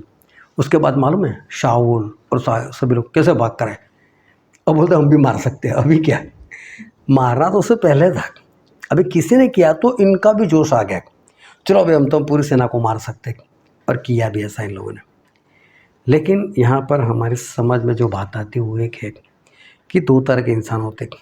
एक वो है जो परिस्थिति देखकर ऐसा सोचता है मैं कर सकता हूँ, मैं हैंडल कर सकता हूँ, और एक इंसान ऐसा होता है वो पहले से टूटा हुआ है, बस मैं नहीं कर सकता, ये मेरे से नहीं हो सकता बस। और जो ऐसा सोचता है कि मैं नहीं कर सकता, इसलिए मैंने पहले बोला कि जंगल का राजा कौन, वहाँ पर कोई इलेक्शन नहीं होता, लेकिन सिंह अपने आप को राजा समझता है कि मैं कर सकता हूँ, इसलिए वो कर सकता है। हिरण ऐसा समझ कर नहीं मैं इसके हाथ में आ ही जाऊँगा, इसलिए।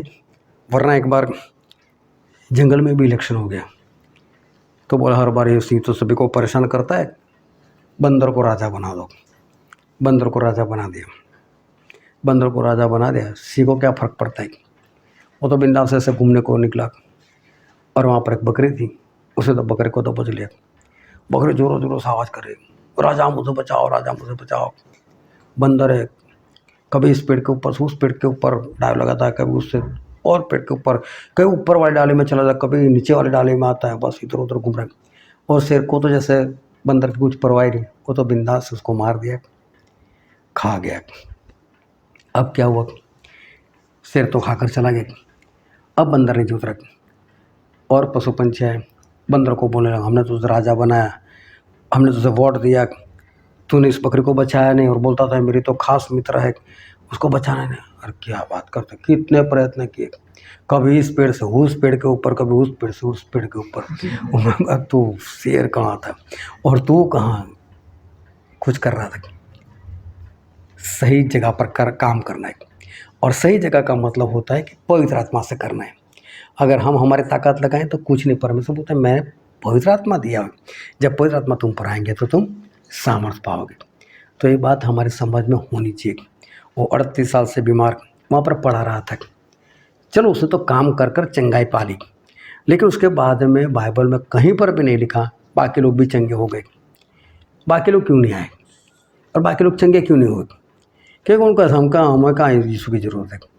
पानी हिलता ही है, वो नहीं गिर सकता था, हम तो गिर सकते, आएंगे गिरेंगे हो जाएंगे चंगे, कोई नहीं आया। एक बहन थी, परमेश्वर उसका अच्छा इस्तेमाल कर रहे थे, तो एक बार उनको सपना आया तो सपने में ऐसा दिखाई दिया कि कोई अस्पताल थी और वो वहाँ पर लोगों के लिए प्रार्थना करे, और लोगों के लाइन लग चुकी है वहाँ पर प्रार्थना में। उन्होंने मुझे बताया स्टेप ऐसा सपना है। मैं देखो परमेश्वर आपका इस्तेमाल तो करते ही, हो सकता है किसी अस्पताल में आपका इस्तेमाल हो, तो आपका इस्तेमाल हो, तो मैंने बोला आप इस्तेमाल हो ना, डर मत रखना। अभी क्या हुआ, उसके हफ्ते 10 दिन के बाद उसकी खुद की मम्मी बीमार हो गई। अब उसकी मम्मी रहती है अहमदाबाद, तो उनको लेकर गए अस्पताल में एडमिट कर दिया। तो इस बहन को पता चला मेरी मम्मी बीमार है, अस्पताल में एडमिट है, वहाँ देखने के लिए चले गए। उसकी मम्मी बोलती है बेटा तेरा तो परमेश्वर इस्तेमाल करते, मेरे लिए प्रार्थना करना। मैं ठीक है, मैं प्रार्थना करती हूँ। अभी ये बहन प्रार्थना तो करती थी, लेकिन कैसे, चुप कैसे, मैं अंदर प्रार्थना, उसको शर्म आती थी। अभी उसकी मम्मी के लिए भी ऐसे ही प्रार्थना कर रही, लेकिन प्रार्थना करने के साथ उसकी एक आदत थी, वो जब भी प्रार्थना करती थी किसी ऐसे उंगली घुमाती थी, बस हवा में, मैं पूरे शरीर के ऊपर ऐसे उंगली घुमाती थी। अंदर बोलती होगी चल शत्रु से भाग या बीमारी भाग कुछ भी, लेकिन ऐसे करती थी। अभी उसके पास में एक औरत और बीमार है, वो भी सो रही। इसने जैसे अपनी मम्मी के लिए प्रार्थना की, उसकी मम्मी को अच्छा लगा, वो तो बैठ गई। तो बेटा अभी बहुत अच्छा लग रहा है। बाजू वाले ने दिखाई है क्या है, बोले फिर मेरे लिए भी वो कर दो ना ऐसा। उसको नहीं मालूम प्रार्थना कर रही। बोला आपने जो भी मंत्र पढ़ा, जो भी किया, वो मेरे लिए भी कर दो। उसके लिए भी प्रार्थना कर रही। वो भी खड़े हो गए, 2 3 4 5, फिर बात फैलने लगी। दूसरे वार्ड में भी बात फैलने लगी, सब भाग कर वहाँ पर आने लगे अपने पेशेंट को लेकर, बोले इसके लिए ऐसा करो, इसके लिए ऐसा करो। ये डर गई, जबकि विजन क्या हुआ था कि लंबी लाइन लगी, तो खड़े रहना था। गलत क्या कर रही है, कोई आकर बोलता तो क्या होता है, लेकिन डर कर वो खुद ही वहाँ से निकल गई। फिर मुझे बताया, मैंने बोला आपको सपना आया था, वही हो रहा था बात, आप वहाँ से भाग आए। कहने का मतलब ये कि अगर हम नहीं चाहेंगे तो नहीं होगा, हमें पवित्र आत्मा के सामर्थ्य से करना है। अभी एक बार वो संजय भाई आते, संजय भाई की बुआ थी, वो बीमार। संजय भाई बोलते हैं हमको बुलाया प्रार्थना के लिए। तो ठीक है हम चलते हैं। अभी मेरे ख्याल से रात को हम कहीं पर गए थे, वहाँ लौटते वक्त हम अस्पताल में चले गए और काफ़ी देर भी हो गई थी। तो मैंने उनके लिए प्रार्थना की। मैंने उनके लिए प्रार्थना ऐसे की कि परमेश्वर इनको आज छुट्टी मिल जाए, बस अपने घर चले जाए। अभी रात तो हो चुकी थी। वहाँ पर पास में एक औरत ऐसे ही बीमार पड़ी थी। जब मैंने उसके ऊपर देखा तो उसकी निगाह जैसे मुझे बोल रही है कि भाई साहब मेरे लिए भी तो प्रार्थना कर दो। मैं बोला कि आंटी आप भी चाहती हो प्रार्थना हो?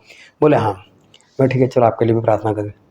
तो तीसरी बोलते मैं सब औरतों का वार्ड था, तीसरी बोल रही मैं बोला ठीक सभी के लिए मैं प्रार्थना कर देता हूँ। मैं सभी के लिए की प्रार्थना, परमेश्वर सभी को छुट्टी मिल जाए, बस सभी अच्छे सभी घर पर चले जाए। अभी दूसरे दिन संजय भाई ने बोला हमको जाना है, बुआ ने बोला है। मैं ठीक है चलते। तो हम लोग वहाँ पर गए 10 बजे तक। तो देखा सभी अपना बोरा बिस्तर लेकर बैठे हुए। बोले क्या सभी को छुट्टी मिल गई? सभी लोग घर पर। बोलो हम तो आपका इंतज़ार कर रहे थे। तो मैं चलो अच्छा है परमेश्वर ने काम किया। तो पवित्र आत्मा का सामर्थ्य, हमारा सामर्थ्य से कुछ नहीं होता, ना हमसे कुछ हो सकता है, लेकिन करे तो सही, हम करे तो सही, कुछ करने का प्रयत्न तो करें। लेकिन कोई हमें जब कंट्रोल करता है तब प्रॉब्लम होता है। और मालूम है आने वाले दिनों में यही सारी बातें होने वाली। बाइबल में सब कुछ पहले से लिखा है, आपको कंट्रोल किया जाएगा।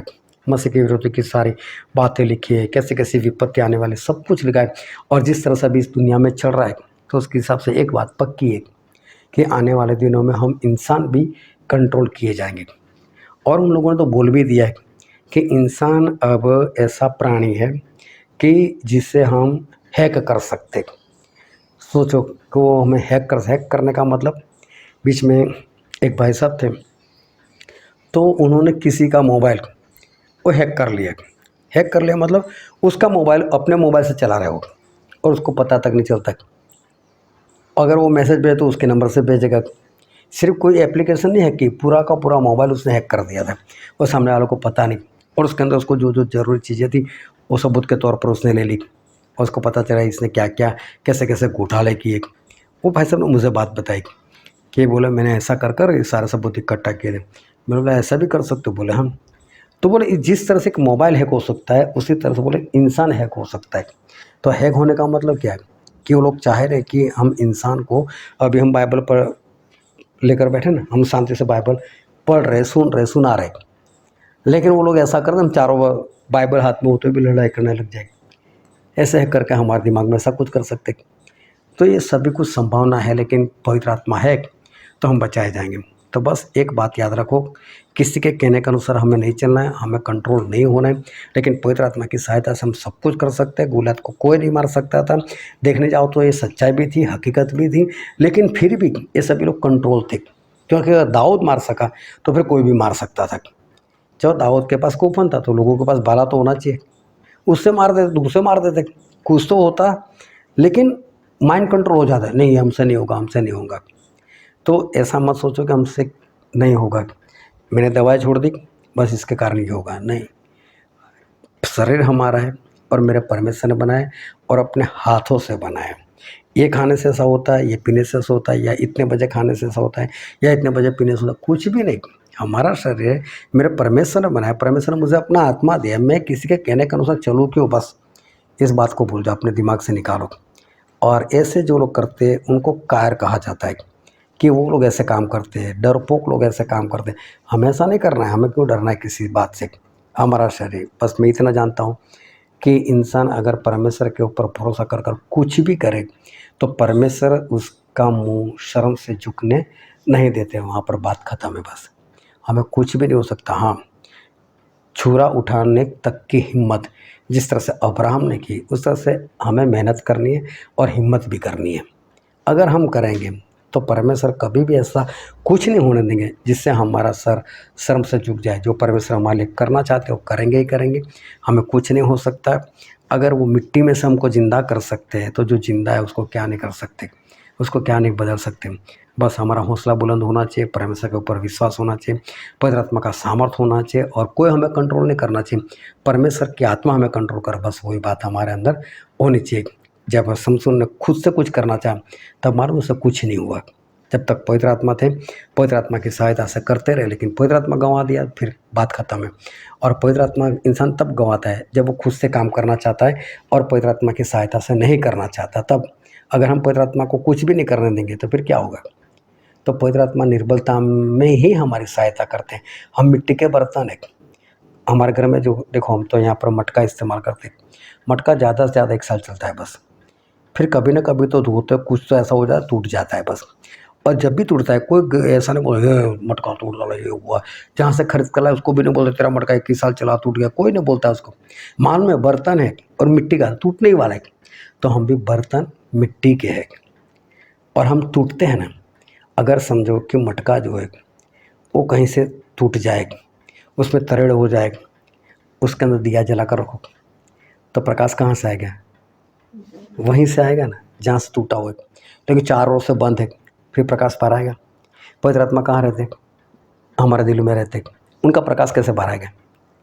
कोई स्टैनली यार इससे तो कुछ नहीं होता है, तो बुखार आता है तो सो जाता है। लेकिन अब देखे तो बुखार आता कुछ भी नहीं होता, इसको बुखार ही नहीं आता, कुछ भी नहीं होता, यार ऐसे कैसे हो गए? तो प्रकाश कहाँ से बाहर है?